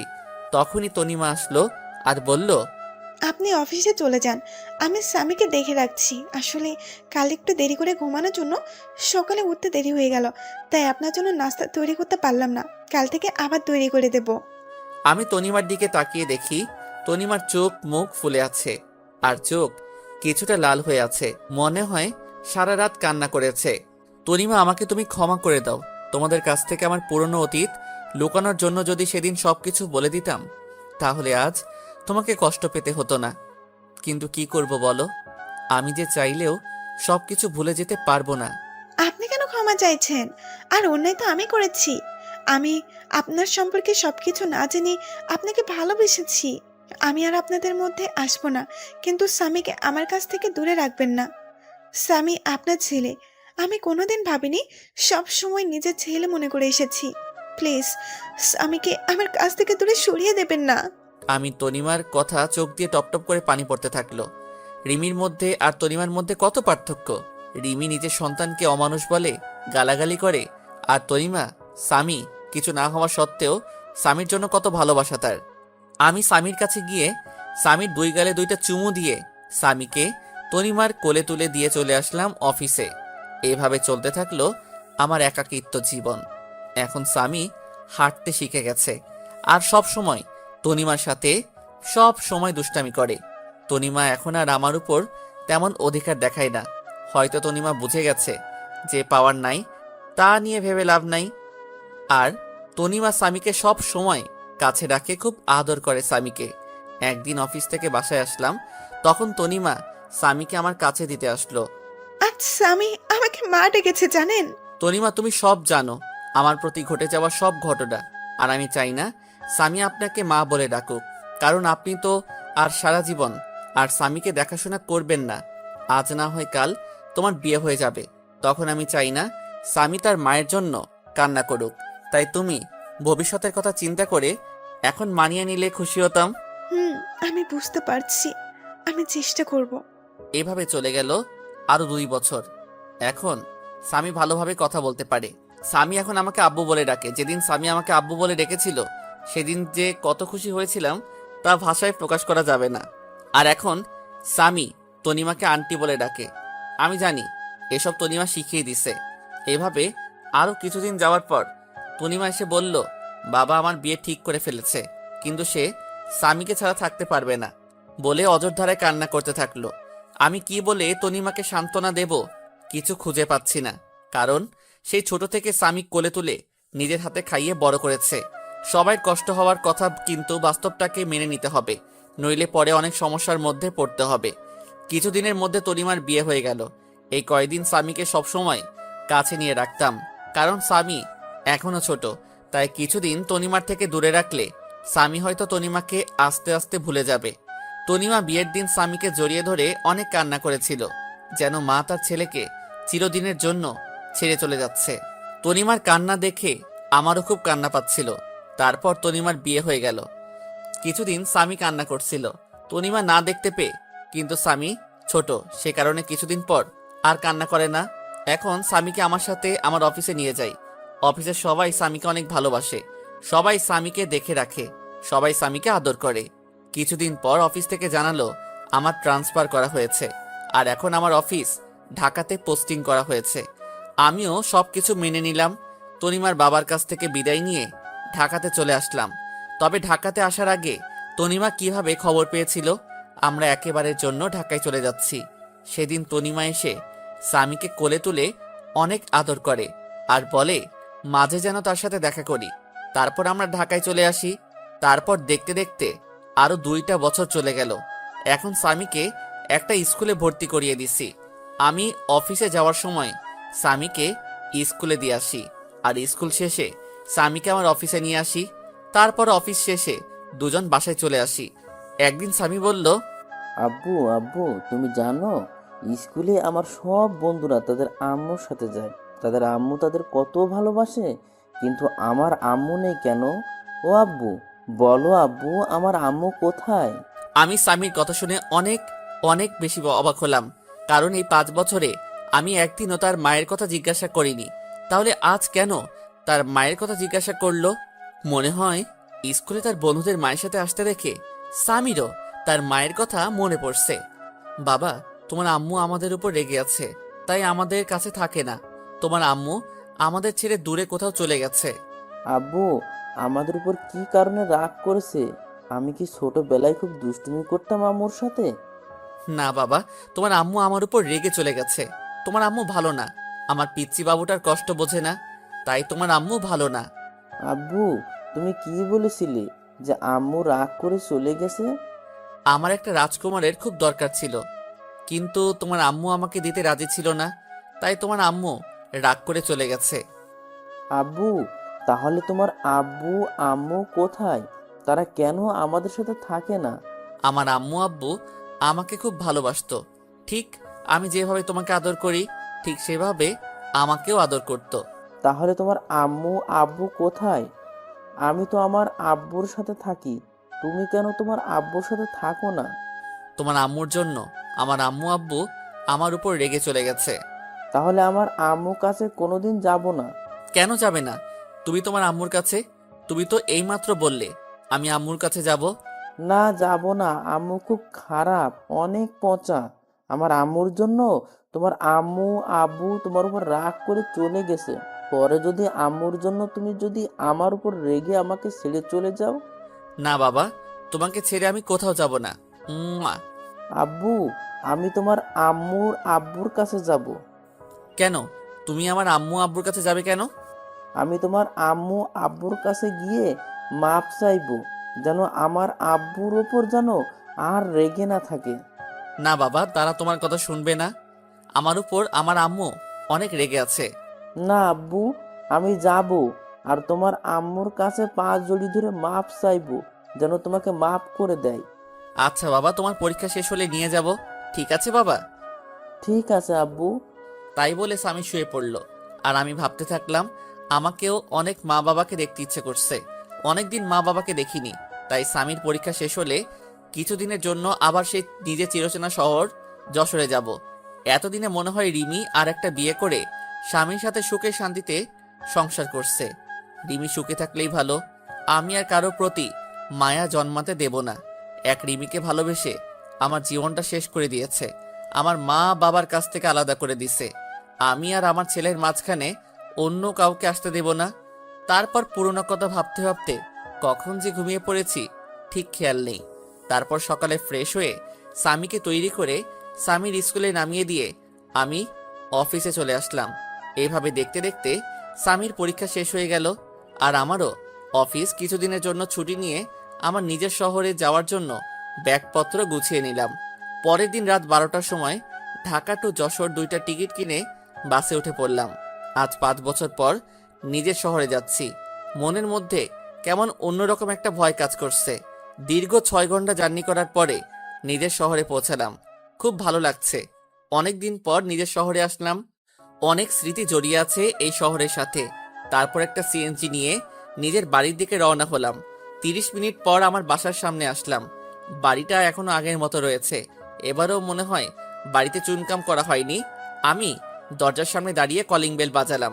কিছুক্ষণ পর দরজা খুলে গেল, আর আমার মা দরজা খুলে দিল। মা আমাকে দেখে আমার দিকে অবাক দৃষ্টিতে তাকিয়ে আছে।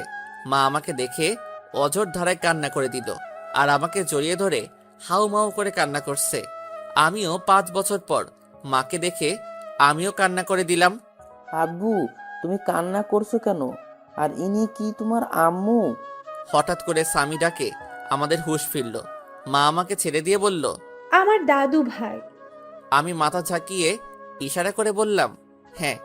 এবার মা নিচু হয়ে স্বামীর সামনে বসে পড়ল, আর সারা মুখে মা চুমু দিতে থাকলো, আর জড়িয়ে ধরে কান্না করতে লাগলো, আর বলল, বাবা আহনাফ, আমাকে ক্ষমা করে দে বাবা। তোকে না বুঝে অনেক কষ্ট আর অবহেলা করেছি রে বাবা। আমাকে তুই মাফ করে দে। মা কি বলছো তুমি? ছেলের কাছে কোনো মা মাপ চাই? তুমি আমাকে মাফ করে দাও এই 5 বছর তোমাদেরকে ছেড়ে দূরে থাকার জন্য।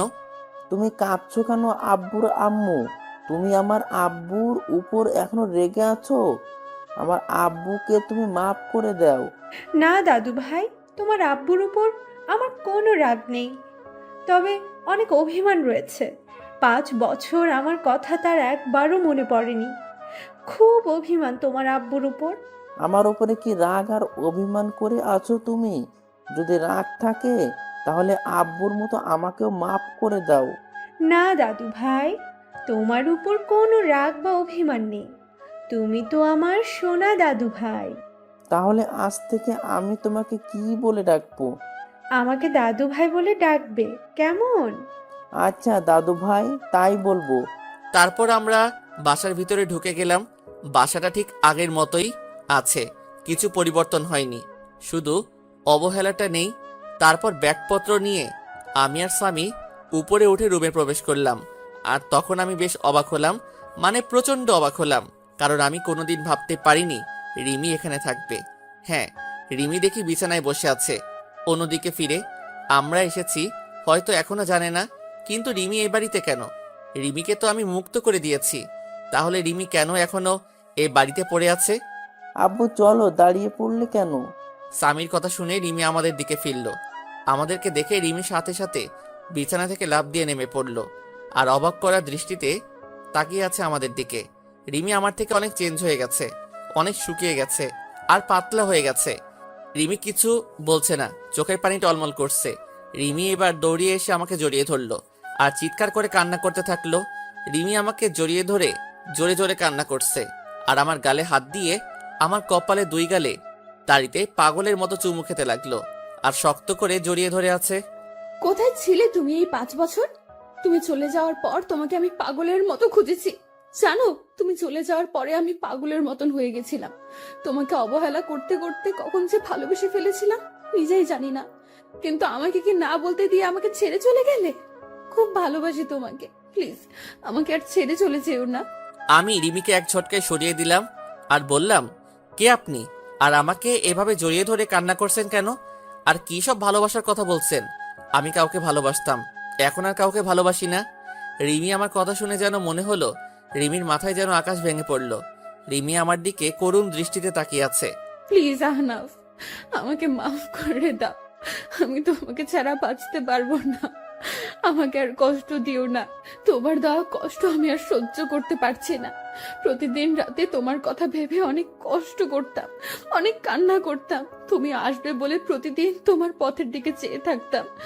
তুমি আসবে আর আমাকে তোমার বুকে জড়িয়ে ধরে রাখবে। প্লিজ আমাকে মাফ করে দাও। আমি আর কষ্ট সহ্য করতে পারছি না। হাসালে, তুমি আমাকে ভালোবাসো তাই না? কোথায় ছিল তোমার এত ভালোবাসা যেদিন তোমাকে একবার দেখার জন্য টানা 2 বছর তোমার পিছনে পড়েছিলাম? কোথায় ছিল তোমার ভালোবাসা যেদিন আমি ভালোবাসার নামে শুধু অবহেলা পেয়েছি? তোমার কাছে প্রতিদিন মাফ চাইতাম আমার একটা মাত্র অন্যায়ের জন্য, কিন্তু আমি কি পেয়েছি? শুধু কিছু সুন্দর সুন্দর গালাগালি আর মায়ের অবহেলা। তুমি কি জানো আপনজনের অবহেলা কত কষ্টকর, কতটা অসহ্য, যা আমাকে ভিতর থেকে একদম শেষ করে দিয়েছে। তাই আমি আর কখনো অবহেলা সহ্য করতে পারবো না। আর কারো প্রতি আমার কোনো টান নেই বা ভালোবাসা নেই। এখন শুধু আমি আমার ছেলেকে নিয়ে বাঁচতে চাই। আমার পুরো পৃথিবী জুড়ে এখন শুধু আমার ছেলে রয়েছে। আমি আর কাউকে আমার পৃথিবীতে প্রবেশ করতে দেব না। রিমি এবার নিচে তাকিয়ে দেখে স্বামী দাঁড়িয়ে আছে। রিমি স্বামীকে দেখে আরো জোরে কান্না শুরু করে দিল, আর রিমি হাঁটু ভাঁজ করে স্বামীর সামনে গিয়ে বসে পড়ল আর জড়িয়ে ধরল স্বামীকে। স্বামীকে জড়িয়ে ধরে কান্না করতে থাকলো আর 2 গালে চুমু খেলো। রিমির এমন ঢঙের ভালোবাসা দেখে আমার রাগটা চরমে উঠে গেল। রিমির সেসব বলা কথা হঠাৎ করে মনে পড়ে গেল। আমি রিমির কাছে থেকে সামিকে সরিয়ে নিয়ে সামিকে কোলে তুলে নিলাম। কি করছেন আপনি? আমার ছেলেকে এভাবে জড়িয়ে ধরেছেন কেন? আর ওকে এভাবে চুমু দিচ্ছেন কেন? কোনো অধিকার নেই আমার ছেলের উপর। কেন আমার ছেলেকে আমি জড়িয়ে ধরবো? তাতে অধিকারের কি আছে এখানে? তোমার ছেলে তাই না? কেউ একজন বলেছিল কোনো অমানুষের বাচ্চা আমার বাচ্চা হতে পারে না, তাই তাকে নষ্ট করে দিতে চেয়েছিল। আর আমি আমার ছেলে তো একটা অমানুষ, আর আমাদের মতো অমানুষকে আপনি নিজের ছেলে বলে দাবি করছেন? শুনে রাখুন, স্বামী শুধু আমার ছেলে, আর কারো নয়। কেউ যদি আমার ছেলেকে আমার কাছ থেকে নিতে আসে, তাহলে আমার থেকে কেউ খারাপ হবে না। এই বলে আমি ব্যাগপত্র আর স্বামীকে নিয়ে আমি আগে যেই রুমে থাকতাম সেই রুমে চলে আসলাম। রুমটা ঠিক আগের মতোই আছে। মনে হয় প্রতিদিন কেউ রুমটা নিজের মতো করে গুছিয়ে রাখতো। আর এদিকে রিমি কান্না করতে করতে নিচে নেমে সোজা মাকে জড়িয়ে ধরে কান্না করতে থাকলো। কি হয়েছে রিমি, কান্না করছো কেন? মা, আমি কি এতটাই খারাপ যে তোমার ছেলে আমাকে এতটা ঘৃণা করে? এমনকি আমার ছেলেকে আমি একটু জড়িয়ে ধরেছি বলে তোমার ছেলে বলল আমার ছেলের উপর নাকি আমার কোনো অধিকার নেই। তুমি বলো মা, আমার ছেলেকে আমি আদর করব না তো কে আদর করবে? আর তোমার ছেলে বলল আমি যেন আমার ছেলেকে স্পর্শ না করি। আহনাফ মনে হয় আগের কথা কিছু ভুলতে পারেনি। এখনো মনে হয় তোর উপর রেগে আছে, তাই হয়তো তোর সাথে এমন ব্যবহার করছে। যখন তোর প্রতি রাগ কমে যাবে তখন দেখবি আস্তে আস্তে সব ঠিক হয়ে যাবে। তুই শুধু আমার ছেলেকে ভালোবেসে যাবি, দেখবি একদিন সব কিছু ভুলে তোর কাছে ফিরে আসবে। তারপর আমি রুমে এসে কাপড় চেঞ্জ করে ফ্রেশ হয়ে নিলাম। তারপর একটু রেস্ট নিয়ে নিচে আসলাম দুপুরের খাবার খেতে। মা বাবা এখনো আসেনি অফিস থেকে। এখনই চলে আসবে, আমি ফোন করে সব বলে দিয়েছি। এখনই চলে আসবে, তুই খেতে বস। আর দাদু ভাই, তুমি আমার কাছে আসো, আজ খুব ভালো লাগছে। আজ অনেক দিন পর একসাথে এক টেবিলে খেতে বসলাম। মা রিমি, তুমি আহনাফের পাশে বসে আহনাফকে খাবার আগিয়ে দাও। তারপর যেই রিমি আমার পাশে বসলো, আমি উঠে গেলাম চেয়ার থেকে। মা, আমি পরে খেয়ে নেব, এখন খেতে ইচ্ছে করছে না। আর স্বামীকে খাইয়ে দিয়ে সোজা আমার রুমে নিয়ে আসবে, ঠিক আছে মা? তাই বলে আমি উপরে উঠে রুমে চলে আসলাম। এভাবে কিছুক্ষণ রেস্ট নেওয়ার পর বাসার কাজের লোক আমার রুমে খাবার দিয়ে গেল। খাবার খেয়ে একটু রেস্ট নিয়ে নিলাম, কিন্তু স্বামী এখনো রুমে আসলো না কেন? আমি উঠে নিচে গিয়ে দেখি রিমি আর স্বামী নিচে বসে আছে। বলতে গেলে স্বামী রিমির কোলে বসে বসে খেলা করছে, আর রিমি মাঝে মাঝে স্বামীর মুখে চুমু দিচ্ছে। আমি রিমির কাছ দেখে মাথাটা পুরো গরম হয়ে গেল। যখন জানতে পারে আমাদের ছেলে আসছে পৃথিবীতে, তখন রিমি যতটা না আমাকে অবহেলা করছে, তার থেকে বেশি গালাগালি করছে আমার ছেলেটাকে। তাই আমি সোজা নিচে নেমে চলে আসলাম। আমি নিচে গিয়ে রিমির কোল থেকে স্বামীকে নিয়ে নিলাম। আপনাকে বলছি না আমার ছেলের উপর কোনো অধিকার দেখাতে আসবেন না? তারপরও কেন আমার ছেলের কাছে আসার চেষ্টা করছেন? আর আমি চাই না কোনো জানোয়ারের বাচ্চা কাছে আসুক। তাই বলে আমি ওখান থেকে স্বামীকে নিয়ে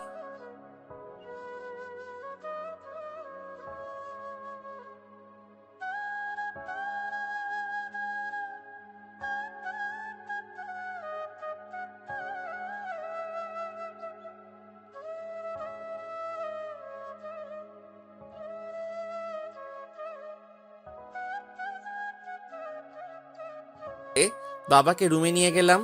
বাবা, তোমার দাদা ভাই আমার ছেলে স্বামী। বাবা স্বামীকে দেখে কোলে তুলে আদর করতে লাগলো। তারপর বাবার সাথে কিছুক্ষণ কথা বলে বাবা চলে গেল। তারপর আমি আর স্বামী একটু ঘুমিয়ে বিকালে উঠে একটু বাইরে হাঁটতে বের হলাম। অনেকদিন পর এই এলাকাতে আসলাম। কিছু চেনা পরিচিত মানুষের সাথে কথা বলে রাতে বাসায় আসলাম। আমি আর স্বামী রুমে বসে আছি, তখন রিমি রুমে আসলো। চলেন, রাতের খাবার খেয়ে নেবেন, সবাই নিচে অপেক্ষা করছে। আমি খাবো না, আর আমার খাওয়া নিয়ে তোমাকে চিন্তা করতে মানা করছি না? আর এর আগে 1 বছর যখন আমার খাবার কথা নিয়ে ভাবনি, এখনো না ভাবলেই চলবে। আমি আগে যেরকম ভাবে বাইরে খেতাম, এখনো বাইরে বাইরে খাবো। আপনি শুধু মাকে বলেন স্বামীর খাবারটা যেন উপরে দিয়ে যায়। রিমি আর কিছু না বলে কান্না করতে করতে চলে গেল। কাঁদুক, তাতে আমার কি?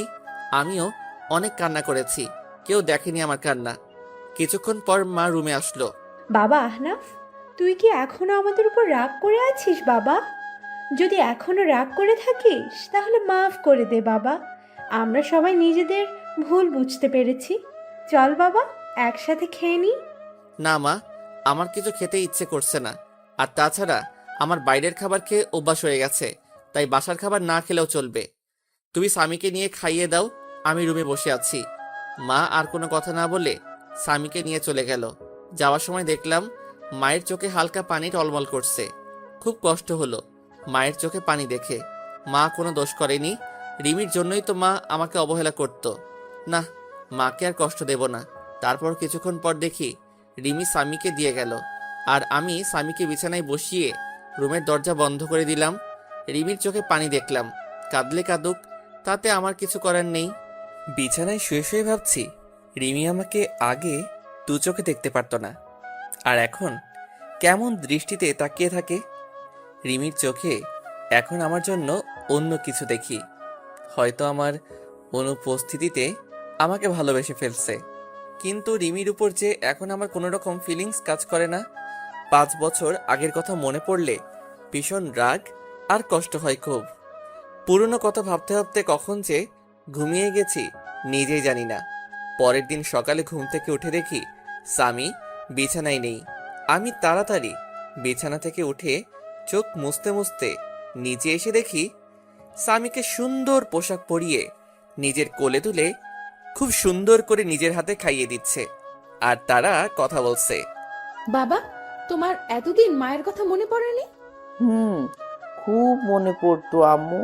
আমার স্কুলের সব বন্ধুদের তাদের মা স্কুলে নিয়ে যেত, আবার নিয়ে আসতো। খুব মন খারাপ হতো তখন, কিন্তু আব্বুকে যেই মায়ের কথা বললাম তখন আব্বু বলতো আমার নাকি কোনো মা নেই, আমার মা নাকি খুব পচা। আমাকে আর আব্বুকে অনেক গালাগালি করতো আর অবহেলা করতো। কিন্তু আম্মু, তুমি তো অনেক ভালো আম্মু, তাহলে আব্বু ওরকম কথা বলতো কেন যে তুমি অনেক খারাপ পচা? স্বামীর কথা শুনে রিমির মুখটা মুহূর্তের মধ্যে ফ্যাকাশে হয়ে গেল, কারণ সে নিজেই তো তার ছেলেকে আর আহনাফ অনেক গালাগালি আর অনেক খারাপ ভাষায় কথা বলেছে। ভাবতেই চোখ দিয়ে 2 ফোঁটা নোনা জল বের হলো। আমি আর দাঁড়িয়ে না থেকে রিমির সামনে চলে গেলাম। এই যে মিস ভদ্রমহিলা, আপনার লজ্জা করে না পরের ছেলেকে আদর করতে? আর আমাদের মতো পাপী নোংরা মানুষকে স্পর্শ করলে আপনার আবার সমস্যা হবে। আর স্বামী, তোমাকে না বলছি আমাকে না বলে কোথাও যাবে না, তাহলে কেন এখানে আসছো? আর আমি বলেছি না তোমার আম্মু নেই, তাহলে কেন এই মহিলাকে আম্মু বলছো? আর যেন কোনোদিন তোমাকে আম্মু বলতে না দেখি, মনে থাকবে তো? আর আমি তোমার আব্বু আম্মু, মনে থাকবে তো? আব্বু, কিন্তু এই আম্মুটা বলেছে উনি নাকি আমার আম্মু, তাই আমি আম্মু বলে ডেকেছি। আর এই আম্মু আমার অনেক ভালোবাসে আর আদর করে, আমি আম্মু বলে ডাকি। চুপ, একদম চুপ। আর একবার আম্মু বলে তোমাকে একটা থাপ্পড় মারবো। স্বামী আমার ঝাড়ি শুনে ভয় পেয়ে গেল আর কান্না করতে লাগলো। প্লিজ স্বামীকে বকবেন না, ওর কোনো দোষ নেই। আমি ওকে জোর করে নিয়ে আসছি। আর ওকে কেন পাপী নোংরা বলছেন? ও তো একটা ছোট বাচ্চা। এই কথাটা আজ থেকে 5 বছর আগে আমার ছেলেকে বলেছিল। তখন সে একদম বাচ্চা ছিল, একদম নিষ্পাপ ছিল। এতটাই নিষ্পাপ ছিল যে তার তখনও জন্ম হয়নি। তখন থেকে সে অন্যায়ভাবে নিয়মিত অমানুষ পাপী জানোয়ার বলে স্বীকৃতি পেয়েছে। আমার কথা শুনে রিমি এবার মাথাটা নিচু করে জোরে জোরে কান্না করতে করতে ফ্লোরে বসে পড়ল আর কান্না করতে থাকলো। আমি স্বামীকে নিয়ে চলে আসলাম উপরে। স্বামী কান্না করতে করতে আমার কাঁধের উপর ঘুমিয়ে পড়েছে। আমি স্বামীকে বিছানায় রেখে ফ্রেশ হতে চলে গেলাম। ফ্রেশ হয়ে গুছিয়ে নিলাম, একটু বাবার অফিসে যাব। আজ অনেকদিন পর একটু অফিসে যাব, কিন্তু স্বামী ঘুমিয়ে পড়েছে। ওকে রেখে যাব নাকি সাথে নিয়ে যাব, এই নিয়ে চিন্তায় পড়ে গেলাম। তারপর স্বামীকে রেখে যাওয়ার সিদ্ধান্ত নিলাম। তারপর রুম থেকে বেরিয়ে মায়ের কাছে চলে গেলাম। মা, আমি একটু অফিস যাচ্ছি। স্বামী ঘুমিয়ে আছে, আমি জেগে গেলে তোমার কাছে রাখবে, আর যেন কেউ ওকে স্পর্শ করে না, তাহলে আমার থেকে খারাপ কেউ হবে না। বাবা আহনাফ, তুই এখনো পুরনো কথা ভুলতে পারিসনি। বাবা, আগের সব কথা ভুলে গিয়ে নতুন করে শুরু করা যায় না? মা, আমি চাইলেও কিছু ভুলতে পারবো না, যার জন্য আমার জীবন থেকে 5টা বছর কষ্ট আর অবহেলায় কেটেছে। 5 বছর আমার মা বাবার সাথে সম্পর্ক বিচ্ছিন্ন করছে একটা নিষ্পাপ শিশু। তার জন্য 5 বছর মায়ের আদর থেকে বঞ্চিত হয়েছে। কিভাবে সবকিছু ভুলে যাব বলো মা? আমি এখানে আসতে চাইতাম না, শুধু স্বামী তোমাদের দেখবে বলে আসছি এখানে। আর যদি তোমরা মনে করো আমি এসে তোমাদেরকে আবার বিরক্ত করছি, তাহলে একবার বলো, এখনই চলে যাব, আবার চিরদিনের জন্য। না বাবা, যাস না তুই। যেভাবে থাকিস আমরা আর কিছু বলবো না, কিন্তু আমাদের ছেড়ে আর যাস না। আর কত কষ্ট দিবি এই মাটাকে? আমি কোনো কথা না বলে চলে আসলাম ওখান থেকে। তারপর সোজা অফিসে চলে আসলাম। অফিসে সবার সাথে বেশ আড্ডা দিলাম, যারা নতুন স্টাফ তাদের সাথে পরিচয় হয়ে নিলাম। তারপর দুপুরে বসে আছি, লাঞ্চ করার সময় হয়ে গেছে। আমি নিজের ডেস্কে বসে আছি, তখন বাবা আসলো আর বলল, চল আহনাব, লাঞ্চ করে আসি। কিন্তু আমি যেতে চাইলাম না, শুধু স্বামীর জন্য বাসায় আসলাম। বাবা কলিং বেল বাজালো। কিছুক্ষণ পর মা এসে দরজা খুলে দিল। আমি ভিতরে ঢুকে দেখি স্বামী আর রিমি দুজনে হেসে হেসে খেলা করছে আর দুষ্টামি করছে। রিমি আমাকে আসতে দেখে রিমি স্বামীর থেকে দূরে সরে গেল, মনে হয় কিছুটা ভয় পাইছে। আমি আর কিছু বললাম না, কারণ এখানে বাবা রয়েছে। আমি চুপচাপ স্বামীকে নিয়ে উপরের রুমে চলে আসলাম। কিছুক্ষণ পর রিমি রুমে আসলো। আপনাকে নিচে ডাকছে দুপুরের খাবার খেতে। সবাই নিচে বসে আছে, অপেক্ষা করছে। আমি খাবো না, ক্ষুধা নাই, বাইরে থেকে খেয়ে নিব। আপনি চলে যান সামনে থেকে। কেন বাইরে খাবেন কেন? আপনার জন্য খাবার রান্না করা হয়েছে তো। এসব ঢং বাদ দেন। এতদিন কোথায় ছিল তোমার এসব ঢং? যত সব ঢং দেখলে বাঁচি না। আর একটা কথা, আপনাকে না বলা হয়েছে স্বামীর থেকে দূরে থাকবেন? কারণ আমি কিছুদিনের জন্য এখানে এসেছি, আবার কিছুদিন পর কাউকে না বলে হঠাৎ করে হারিয়ে যাব। তাই স্বামীর সাথে বেশি কথা বলবেন না, পরে সমস্যা হবে। তখন বারবার আপনার কাছে যাইতে চাইবে, আর সেটা কোনোদিন সম্ভব না। আর বিকালে আমি উকিলের কাছে যাব, কারণ 5 বছর আগে যেই কাজ করতে চেয়েছিলাম সেটা এখন করব। মানে আপনাকে ডিভোর্স দিয়ে চিরদিনের জন্য মুক্ত করে দেব। রিমি এবার দৌড়িয়ে এসে আমার পা জড়িয়ে ধরল আর বলল, প্লিজ আনাফ, একবার আমাকে ক্ষমা করে দাও। আর কষ্ট দিও না, অনেক কষ্ট সহ্য করেছি, আর পারছি না। তুমি যদি চলে যাও তাহলে যাবার আগে আমাকে খুন করে যাবে, কারণ তোমাকে আর আমার ছেলেটাকে ছাড়া আমি বাঁচতে পারবো না। তুমি চলে যাবার আগে আমাকে তোমার হাত দিয়ে খুন করে চলে যাবে, তাহলে আমাকে আর কোনোদিন কষ্ট পেতে হবে না। রিমির কান্না দেখে আমার খুব খারাপ লাগলো, খুব কষ্ট হতে লাগলো। কারণ রিমিকে তো আমি পাগলের মতো ভালোবাসতাম, এখনো ভালোবাসি। কিন্তু আমার রাগ আর অভিমানের কাছে আমার ইগোটা বারে বারে হার মেনে যাচ্ছে। তখন স্বামী আমাদের কাছে আসলো। স্বামী সোজা গিয়ে রিমির সামনে গিয়ে রিমির চোখের পানি মুছে দিচ্ছে। আম্মু, তুমি আব্বুর পা ধরে কান্না করছো কেন? তুমি কেঁদো না আম্মু, আমিও কিন্তু কেঁদে দেব। আর আব্বু, আম্মু তোমার কাছে কিসের জন্য মাপ চাইছে? তুমি আম্মুকে মাফ করে দাও আব্বু। স্বামী, তুমি তোমার দাদু ভাইয়ের কাছে যাও। আর তুই আমার ছেলেটাকে নিজের করে নিয়েছিস, যে তোর হয়ে কথা বলছে তোকে ক্ষমা করে দিতে পারি। তাহলে আমার জীবন থেকে 5 বছর ফিরিয়ে দেই, যেখানে আমি প্রতিনিয়ত অবহেলা পেয়েছি। তোর কারণে আমি 5 বছর মা বাবার থেকে দূরে থেকেছি। তোর কারণে মায়ের কাছ থেকে যে অবহেলা পেয়ে প্রতি রাতে কান্না করেছি, কষ্টে বুক ফেটে চিৎকার করে কান্না করতাম। দিতে পারবি সেই চোখের পানি? তোর জন্য আমার ছেলেটা 5 বছর মায়ের আদর থেকে বঞ্চিত হয়েছে। ফিরিয়ে দিতে পারবি আমার জীবনের সবচেয়ে কালো অধ্যায় ভুলিয়ে দিতে? রিমি কোনো কথা না বলে ফ্লোরে বসে বসে কান্না করছে। আমি রুম থেকে চলে আসলাম বাইরে। তারপর স্বামীকে নিয়ে বাসা থেকে বের হয়ে গেলাম। ভীষণ রাগ হচ্ছে রিমির উপর। যখন আমাদের ছেলে গর্ভে ছিল তখন মনে ছিল না এসব কথা? যত সব আহ্লাদ খানি দেখলে বাঁচি না। তারপর সোজা ভালো একটা উকিলের কাছে আসলাম, যেন 20 দিনের মধ্যে ডিভোর্স পেপার রেডি করতে পারে। তারপর উকিলের সাথে সব কথা বলে বাইরে চলে আসলাম। রাত 9টার সময় আমি আর স্বামী বাইরে থেকে কিছু খাবার খেয়ে রাতে বাসায় আসলাম, কারণ স্বামীকে আবার বেশি রাত পর্যন্ত বাইরে রাখা যাবে না। তাই বাসায় চলে আসলাম। বাসায় এসে রুমে একটু রেস্ট নিচ্ছি, তখন রিমি আসলো আমার রুমে। আম্মু রাতের খাবার খাওয়ার জন্য ডাকছিল, আপনি আসবেন না। না, আমি আর স্বামী বাইরে থেকে খেয়ে এসেছি। এখন আমরা কেউ ডিনার করব না। আর আপনাকে না মানা করছি আমাদের উপর কোনো রকম অধিকার ফলাবেন না। তাও আপনার লজ্জা করে না? কেন বারবার নীল লজ্জের মতো আমার রুমে আসেন? হ্যাঁ, রিমির চোখ দুইটা পানিতে টলমল করছে। এখনই মনে হয় পানি ছেড়ে দেবে। স্বামীকে কেন বাইরে খাবার খাওয়ালেন? ও তো এখনো ছোট, বাইরের খাবার খাইলে শরীর অসুস্থ করবে। কেউ একদিন আমাদের বলেছিল রাস্তায় কুকুর, আর রাস্তার কুকুররা বাইরের খাবার খাইলে কিছু হবে না। আর এই 5 বছর আমরা বাইরের খাবার খাই, তাই আপনি বেশি অধিকার না দেখিয়ে নিজে নিজের মতো থাকবে, আর আমরা আমাদের মতো। রিমি এবার কান্না করে দিল, কারণ এখন তার বলার কিছু নেই। কারণ এই কথাগুলো রিমি একদিন আহনাফকে বলেছিল। তাই রিমি আর কিছু না বলে রুম থেকে বের হয়ে গেল। আব্বু, তুমি আম্মুকে সব সময় কাঁদাও কেন? তুমি জানো না আব্বু আম্মু আমাকে অনেক আদর করে, নিজের হাতে খাইয়ে দেয়, জড়িয়ে অনেক আদর করে আমায়। আব্বু, আমরা এখানে সারা জীবন থাকতে পারি না। আর দাদু ভাইটা অনেক ভালো, খুব আদর করে আমাকে। না আব্বু, আমরা এখানে থাকবো না। যদি এখানে থাকি তাহলে তোমার কাছ থেকে আমাকে আবার আলাদা করে দেবে।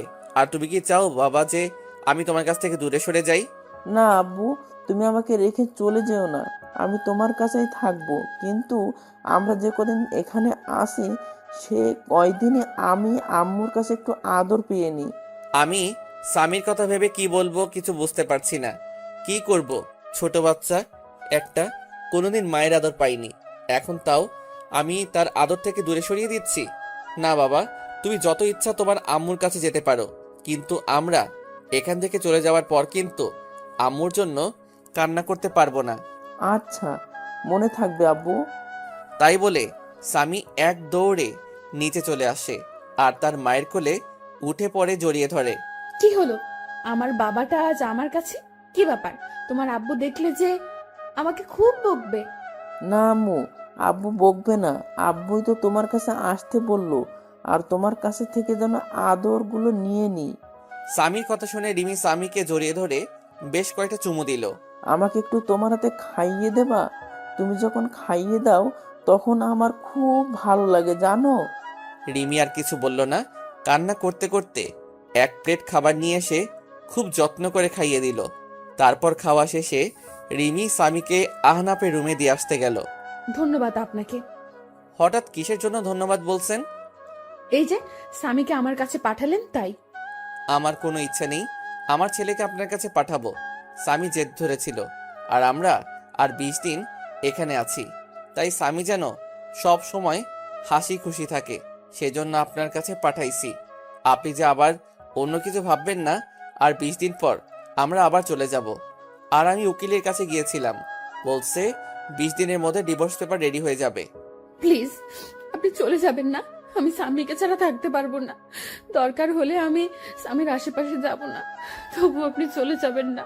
খুব কষ্টে কাটিয়েছি এই 5টা বছর। প্রতিটা রাতে আপনার জন্য কান্না করেছি, আর সব সময় দোয়া করেছি যেন আপনি আমার ছেলে সুস্থ থাকেন। আমি আর কোনো প্রকার অধিকার দেখাবো না, তবু আমাকে ছেড়ে চলে যাবেন না।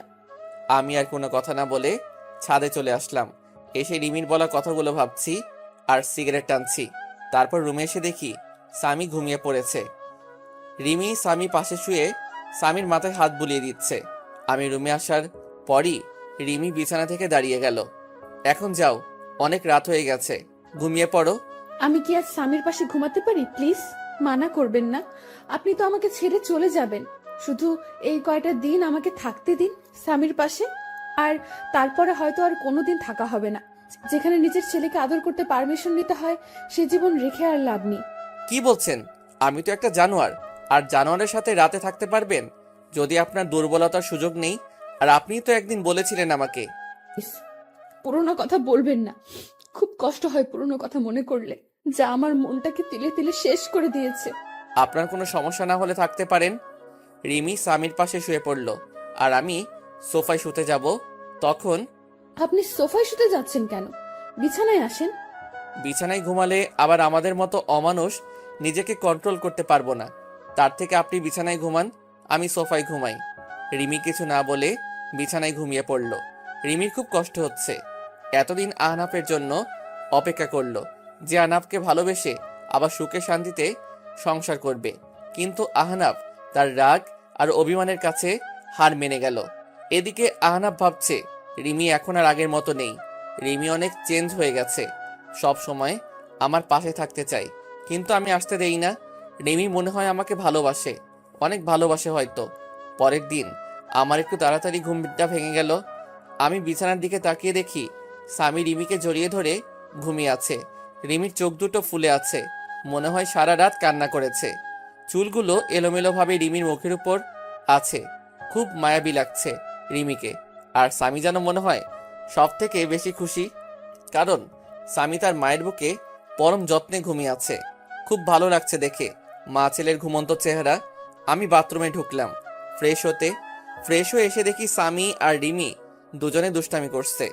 আমাকে দেখে রিমি চুপ হয়ে গেল। আমি বাইরে বের হয়ে আসলাম।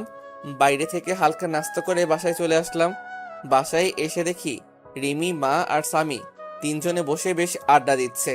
বাবা আহনাফ, সকালে নাস্তা না করে কোথায় গিয়েছিলি? বাইরে গিয়েছিলাম নাস্তা করতে, তাই দেরি হয়ে গেল। বাইরে কেন নাস্তা করবি? আমি তো তোর জন্য নাস্তা তৈরি করেছি। এই বাড়িতে আমার জন্য আবার নাস্তা তৈরি হলো কবে থেকে?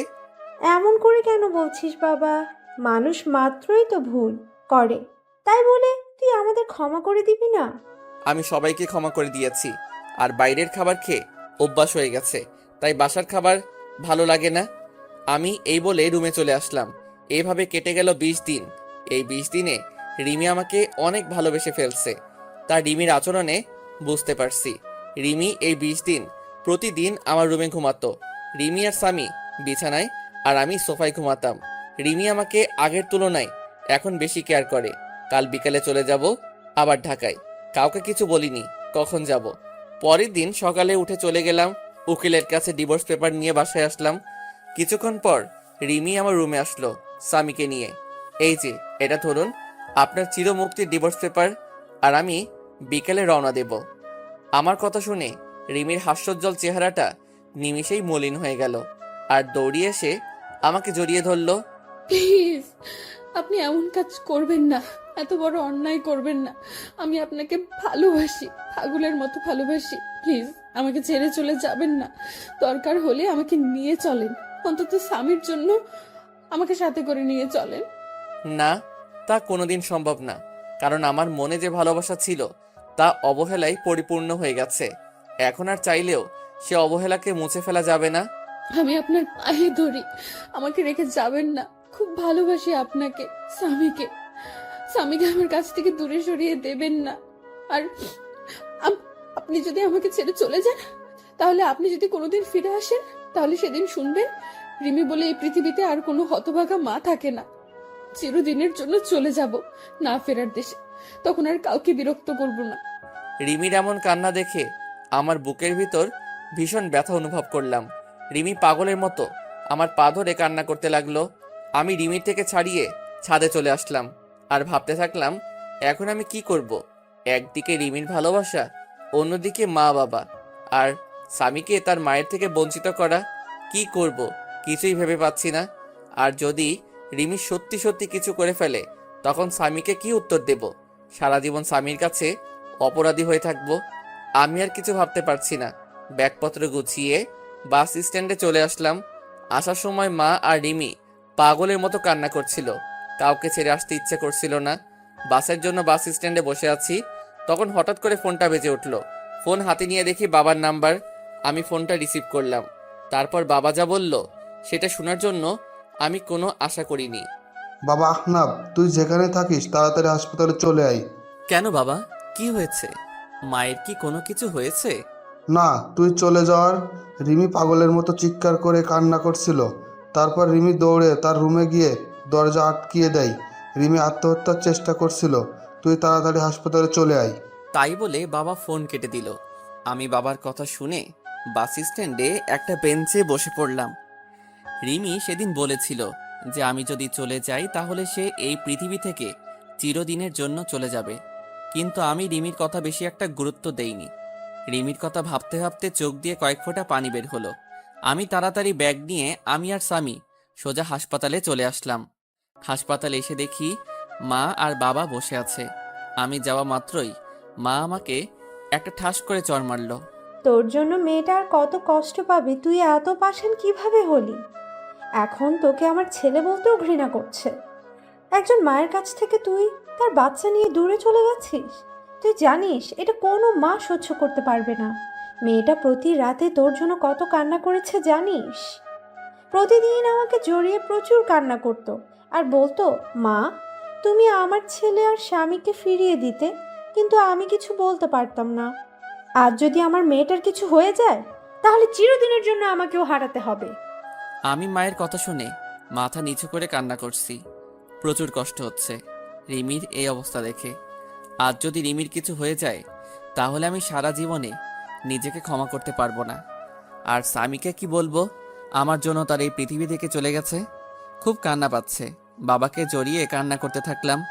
কিছুক্ষণ পর ডাক্তার বের হয়ে আসলো। আমি দৌড়িয়ে ডাক্তারের কাছে গেলাম। ডাক্তার, আমার রিমি এখন কি রকম আছে? কি হলো ডাক্তার সাহেব, কথা বলছেন না কেন? কি হয়েছে আমার রিমির? দেখুন, আমরা আমাদের বেস্ট চেষ্টা করছি, কিন্তু জ্ঞান না ফেরা পর্যন্ত কিছু বলতে পারছি না। আমি কি একটু দেখা করতে পারি রিমির সাথে? না, এখন দেখা করা সম্ভব না। জ্ঞান ফিরলে কেবিনে দেওয়া হবে, হলেই তখন দেখা করতে পারবেন। আমি স্বামীকে জড়িয়ে ধরে কান্না করে দিলাম। আমি যদি রিমিকে মেনে নিতাম তাহলে আজ এই দিনটা দেখতে হতো না। আজ আমি আমার অভিমান আর ইগোর জন্য রিমিকে চিরতরে হারিয়ে ফেলবো। না, এ হতে পারে না। রিমি আমাকে ছেড়ে চলে যেতে পারে না। আমি আস্তে আস্তে মায়ের কাছে গেলাম। মায়ের সামনে হাঁটু গেড়ে বসে পড়লাম। মা, আমাকে তুমি ক্ষমা করে দাও। আজ আমার জন্য রিমির এই অবস্থা। খুব কষ্ট হচ্ছে মা।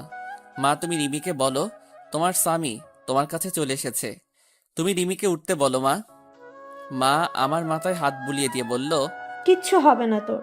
রিমির দেখিস সব ঠিক হয়ে যাবে। এভাবে কান্না করিস না, শক্ত হ বাবা। 17 ঘন্টা পর রিমির জ্ঞান ফিরল আর রিমিকে পাশের একটা কেবিনে শিফট করলো। তারপর ডাক্তার সাহেব আমাদের একজন একজন করে দেখা করতে গেল। প্রথমে মা দেখা করতে গেল। কিছুক্ষণ পর মা বের হয়ে আসলো। তারপর আমি আর স্বামী গেলাম রিমির কাছে। রিমি আমাকে দেখে মুখ অন্যদিকে ঘুরিয়ে নিল। আমি গিয়ে রিমির একটা হাত আমার হাতের মুঠোয় মধ্যে করে শক্ত করে ধরলাম। তুমি চিরদিনের জন্য চলে যেতে চাইছিলা, তাই না? তুমি চলে গেলে তোমার ছেলের মা হবে কে? তোমার ছেলেকে আদর করবে কে? তুমি চলে গেলে স্বামী মা বলে কাকে ডাকবে? তুমি চলে গেলে এ অমানুষকে মানুষ করবে কে? আমাদের কথা একবারও ভাবলে না তুমি? তুমি চলে গেলে আমার মা বাবাকে দেখে রাখবে কে? একবারও আমাদের কথা ভাবলে না তুমি? আমি চলে গেলে কারোর কি এসে যায়? ছেলে থাকতে ছেলেকে ঠিক মতো কাছে টানতে পারি না। স্বামী থাকতে আমি একজন স্বামী হারা, তাই আমি আর বাঁচতে চাই না। তুমি জানো, তুমি যেদিন আমার দুধের বাচ্চাকে নিয়ে চলে গিয়েছিলে সেদিন আমি মরে যেতে ইচ্ছে করেছিল।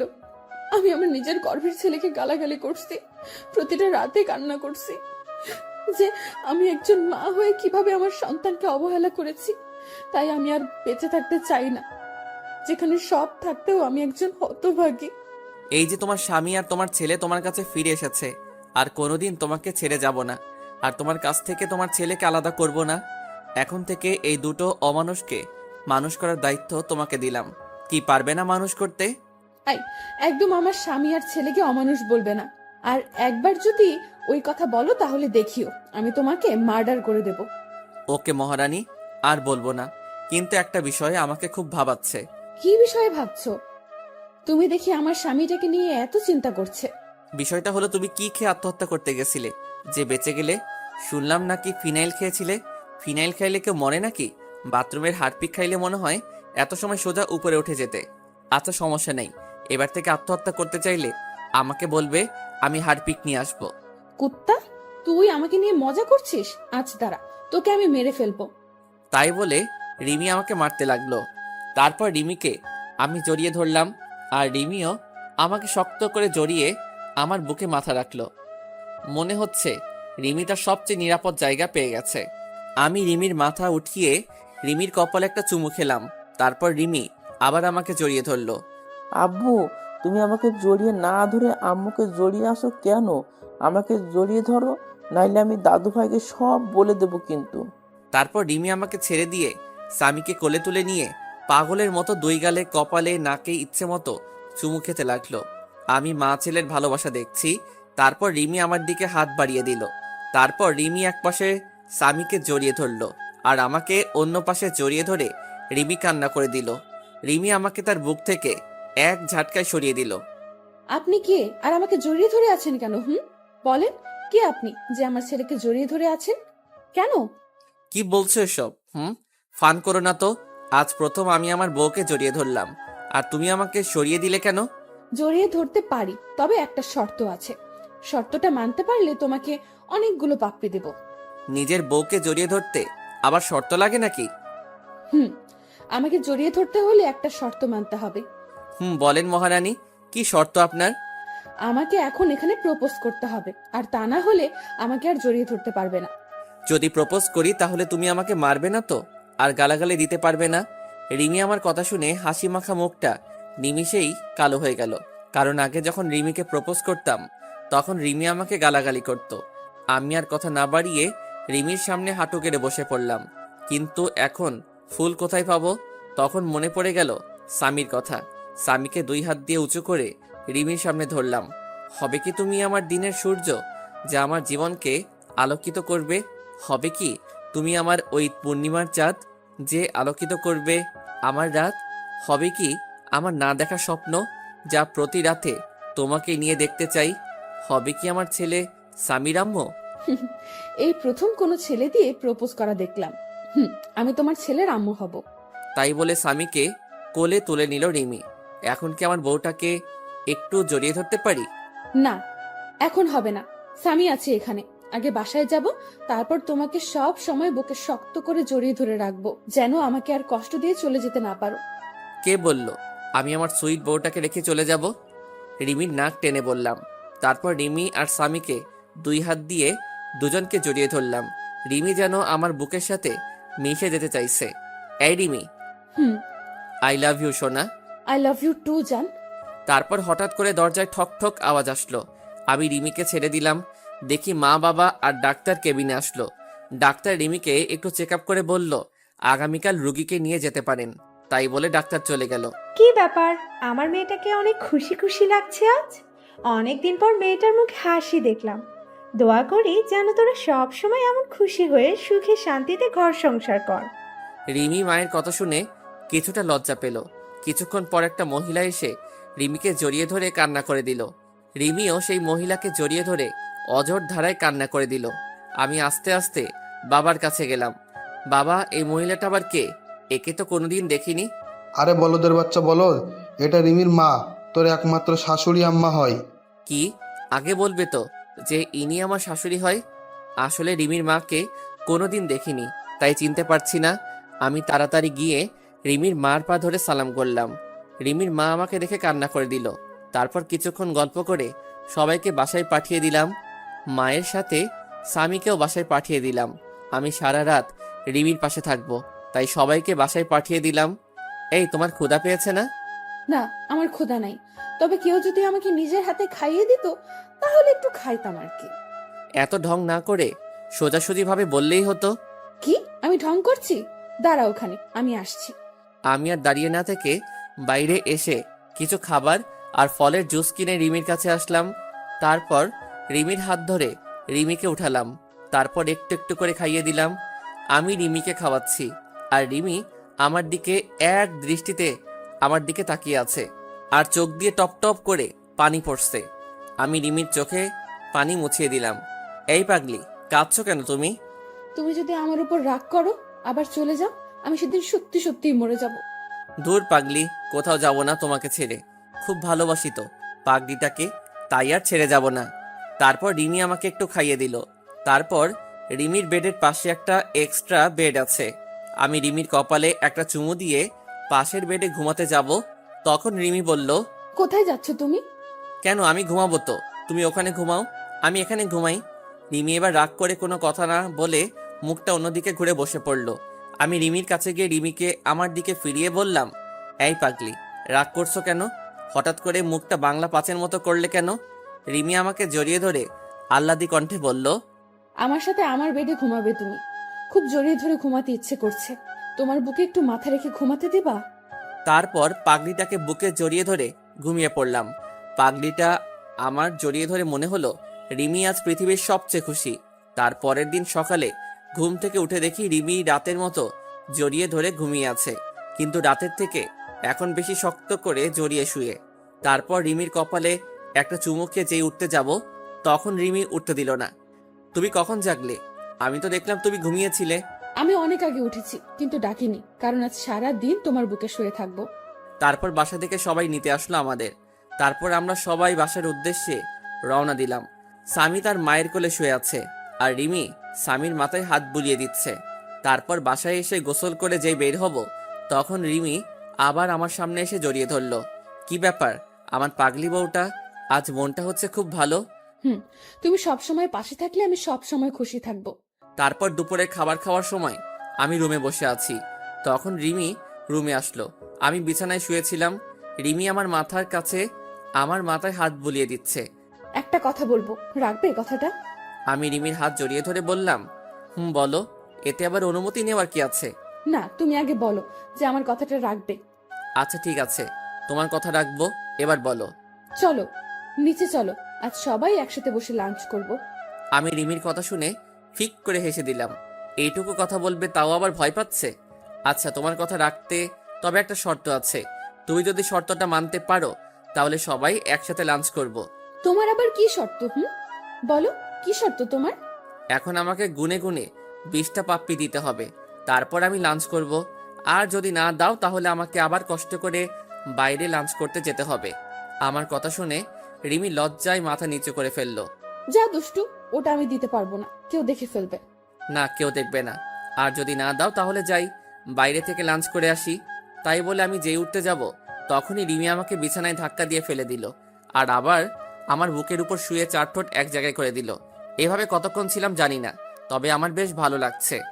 তাই আমি রিমির 2 গালে হাত দিয়ে আমার কাছে টেনে নিলাম। রিমি আমাকে ছেড়ে দিয়ে যেই চলে যাবে, তখনই আমি আবার রিমির হাত ধরে আবার আমার বুকের উপর নিয়ে আসলাম। রিমি এবার আমার গলা জড়িয়ে ধরে আমার বুকের উপর শুয়ে পড়ল। এই, আমরা হানিমুন করতে যাব না? ঢং দেখলে বাঁচি না। বুড়ো বয়সে হানিমুন তোমার? দাঁড়াও, বের করছি, দাঁড়াও। এই বলে রিমি আমাকে মারতে থাকলো। কি, আমি বুড়ো? তাহলে তুমি আমার সুইট বুড়ি বউ। আচ্ছা ঠিক আছে, এই বুড়োর সাথে তোমার থাকতে হবে না, আমি আবার চলে যাব। আগে আমি আর স্বামী যেখানে থাকতাম। রিমি আমার কথা শুনে আমাকে এবার শক্ত করে জড়িয়ে ধরে কান্না করে দিল। না, তুমি কোথাও যাবে না, তোমাকে আমি কোথাও যেতে দেব না। তুমি চলে গেলে এবার আমি সত্যি সত্যি মরে যাব। চুপ পাগলি, মরার কথা আর একবার যেন মুখে না শুনি। তুমি কি ভাবছো এই 5টা বছর তোমার কাছ থেকে দূরে সরে খুব খুশি ছিলাম, তাই না? তোমার কথা প্রচুর মনে পড়তো, খুব কষ্ট হতো তোমার মা বাবার কথা মনে পড়লে। তাহলে তুমি এই মাত্র বললে আমাকে ছেড়ে চলে যাবে? না, তোমাদেরকে ছেড়ে আমি কোথাও যাব না। চলো নিচে চলো, সবাই অপেক্ষা করছে আমাদের জন্য। তারপর নিচে এসে সবাই একসাথে খেতে বসলাম। রিমি স্বামীকে খাওয়াই দিচ্ছে। কতদিন পর বাড়ির রান্না করা খাবার খাইলাম। খাওয়া শেষে উঠতে যাব, তখন বাবা বলল, আহনাব, তুমি কি ঢাকায় চলে যাবে নাকি এখানে নিজেদের ব্যবসা দেখাশোনা করবে? না বাবা, আমি আর ঢাকায় যাব না, এখানে নিজেদের ব্যবসা দেখব। তবে কিছুদিন পর থেকে অফিস যাব, আমাকে এক জায়গায় যেতে হবে, আর সাথে রিমি আর স্বামীকে নিয়ে যাব। আর আগামীকালই রওনা দেব। ঠিক আছে, আর সাবধানে যাস। তাই বলে রুমে চলে আসলাম। তারপর রিমি আসলো রুমে। এই, আমাদের নিয়ে তুমি কোথায় যাবে বললে না কিন্তু। কেন, সেই সময় বললাম তো হানিমুনে যাব, আর খুব গুরুত্বপূর্ণ একটা কাজ আছে ওখানে।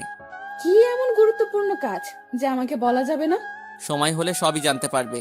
তারপর দিলাম একটা ঘুম। ঘুম থেকে উঠে রিমিকে বললাম গুছিয়ে নিতে, আজ আমরা ঘুরতে যাব। রিমি এতগুলো খুশি হলো। আচ্ছা, আমি কোন শাড়িটা পরবো? তুমি একটা কালো রঙের শাড়ি পরবে, আর স্বামীকে একটা কালো রঙের পাঞ্জাবি পরিয়ে দেবা, আর আমিও একটা কালো রঙের পাঞ্জাবি পরবো। সবাই একসাথে ম্যাচিং করে ড্রেস পরে বাইরে বের হব। তখন মা সামনে আসলো। বাহ, খুব সুন্দর লাগছে তোমাদেরকে, আমারই নজর লাগছে। তারপর আমরা বাইরে বের হয়ে একসাথে হাঁটতে থাকলাম। স্বামী মাঝখানে হাঁটছে, আর আমি আর রিমি দুপাশে স্বামীর হাত ধরে হাঁটছি। রাস্তার সবাই যেন কিরকম ভাবে আমাদের দিকে বারবার তাকিয়ে আছে। এভাবে কিছু দূর যাওয়ার পর আমার কিছু পুরনো বন্ধুদের সাথে দেখা হলো। তাদের কাছে গিয়ে দাঁড়ালাম। সব শালারা আমাদের দিকে তাকিয়ে আছে। ওই শালা, ওইভাবে কি দেখিস? তারপর তাদের থেকে বিদায় নিয়ে একটা ফুচকা হাউসে ঢুকে 2 প্লেট ফুচকা অর্ডার করলাম আর স্বামীর জন্য জুস নিলাম। তারপর হাঁটতে হাঁটতে বাসায় চলে আসলাম। রাতে একসাথে খাবার খেয়ে রুমে চলে আসলাম। কিছুক্ষণ পর রিমি স্বামীকে কোলে করে নিয়ে বিছানায় ঘুম পাড়িয়ে দিল। তারপর আমি শুয়ে পড়লাম। রিমি স্বামীকে একপাশে রেখে রিমি মাঝখানে চলে আসলো আর আমার বুকে মাথা রেখে শুয়ে পড়লো। তারপর কিছুক্ষণ গল্প করে ঘুমিয়ে পড়লাম। সকালে উঠে দেখি রিমি আমার বাম সাইডে আর স্বামী ডান সাইডে আমাকে শক্ত করে জড়িয়ে ধরে শুয়ে আছে আর শুধু দুষ্টামি করছে। তারপর ফ্রেশ হয়ে রিমিকে বললাম ব্যাগপত্র গুছিয়ে নিতে। সকাল 10টায় গাড়ি, তাই তাড়াতাড়ি বাস স্ট্যান্ডে গিয়ে বাসে উঠে পড়লাম। আমরা কখন যাচ্ছি বলবে একটু? আমরা সবাই কক্সবাজার যাচ্ছি। তারপর রিমি আমার কাঁধে মাথা রেখে আমায় জড়িয়ে ধরে ঘুমিয়ে পড়ল আর স্বামী আমার কোলে ঘুমাচ্ছে। আমরা ভোর 6টার সময় চিটাগাং পৌঁছালাম। তারপর রিমিকে ডাক দিলাম। তারপর বাস থেকে নেমে একটা রিক্সা নিয়ে সোজা চলে আসলাম সেই চায়ের দোকানে, যেখানে ঠিক 5 বছর আগে একটা বাচ্চা ছেলে নিয়ে এসেছিলাম। দোকানের কাছে গিয়ে দেখলাম চাচা এইমাত্র দোকানটা খুললো। আমি গিয়ে চাচাকে জড়িয়ে ধরলাম। চাচা আমাকে দেখে খুশিতে জড়িয়ে ধরলো। তারপর স্বামী আর রিমিকে ডাক দিলাম। চাচা দেখেন তো চিনতে পারেন কি না। ভালো করে দেখলো, কিন্তু স্বামীকে চিনতে পারছে না। চাচা আমার সেই ছোট ছেলে যাকে আপনি আশ্রয় দিয়েছিলেন। তারপর চাচা স্বামীকে কোলে তুলে নিয়ে খুশিতে কান্না করে দিল। তারপর সবাই মিলে চাচার বাসায় আসলাম। আজ অনেকদিন পর এই রুমে প্রবেশ করলাম। চাচা তনিমার খবর কি? তনিমা ভালো আছে তো? ভালো আছে, সবাই ভালো আছে।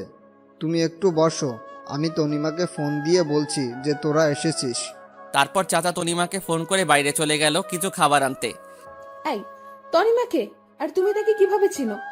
তনিমা হচ্ছে এই চাচার মেয়ে, আর সেই আমাদের স্বামীকে 1 বছর স্বামী নিজের মায়ের মতো আদর যত্নে বড় করেছিল। তারপর এক এক করে রিমিকে সবই বলে দিলাম। তারপর চাচা নাস্তা নিয়ে আসলো। কিছুক্ষণ পর তনিমা হাঁপাতে হাঁপাতে রুমে প্রবেশ করলো আর তনিমা স্বামীকে দেখে কোলে তুলে পাগলের মতো চুমু দিতে লাগলো। কেমন আছেন আপনি? আর এটাই কি সেই রিমি ভাবি? আমরা ভালো আছি। আর এই হচ্ছে স্বামীর আম্মু। তারপর রিমি তনিমার সাথে কিছু কথা বলে সবাইকে বিদায় দিয়ে আবার আমরা গাড়িতে উঠে পড়লাম কক্সবাজারের উদ্দেশ্যে। তারপর আমরা একটা হোটেল নিলাম। হোটেলে গিয়ে একটু ফ্রেশ হয়ে নিলাম। এখন রাত হয়ে গেছে আর জার্নি করে শরীর একদম ক্লান্ত, তাই আর সমুদ্র পাড়ে যাইনি। হোটেলে শুয়ে আছি, স্বামী ঘুমিয়ে পড়েছে। তারপর রিমি ফ্রেশ হয়ে এসে আমাকে জড়িয়ে ধরে শুয়ে পড়ল। এই আমি আরেকটা জিনিস চাইবো, দিবে? দেব না কেন? আমার সবকিছু তো এখন থেকে তোমার। তাহলে এখানে অনুমতি নেওয়ার কি আছে? আমাকে আরেকটা বাবু এনে দিবা? স্বামীর জন্য একটা বোন দরকার। কিন্তু স্বামীর মতো যদি সেও ওরকম অবহেলা পায় তাহলে তো আমি সহ্য করতে পারবো না। রিমি এবার আমার বুকের উপর থেকে নেমে পড়ল আর অন্যদিকে মুখ করে কান্না করছে। আমার লক্ষ্মী বউটা রাগ করলো। আরে আমি তো তোমার সাথে মজা করছিলাম। এই পাগলি, রাগ করছো কেন? আমি তোমার সাথে তো ফান করলাম। আচ্ছা ঠিক আছে, একটা না পুরো কাবাডি খেলার টিম তৈরি করব, ঠিক আছে? রিমি এবার আমার দিকে ফিরে বলল, প্লিজ তুমি আর পুরনো কথা বলবে না, খুব কষ্ট হয় সেই পুরনো কথা মনে পড়লে। আর কখনো বলবে না ওইসব কথা। এবার আমি রিমিকে টেনে নিয়ে জড়িয়ে ধরলাম। আচ্ছা, স্বামীর জন্য একটা বোন নিয়ে আসতে হলো তো অনেক পরিশ্রম করতে হবে। যা দুষ্টু, তোমার কোনো লজ্জা নেই। পাঠক পাঠিকারা তো সব দেখে ফেলবে। আগে লাইট নিভিয়ে আসো, নইলে সবাই আবার দেখে ফেলবে। ভাইয়া ও আপুরা, এখন আমরা স্বামীর জন্য একটা মিষ্টি বোন নিয়ে আসতে যাচ্ছি। আপনারা এবার চোখ বন্ধ করেন, নইলে আবার আমার পাগলি বউটা লজ্জা পাচ্ছে।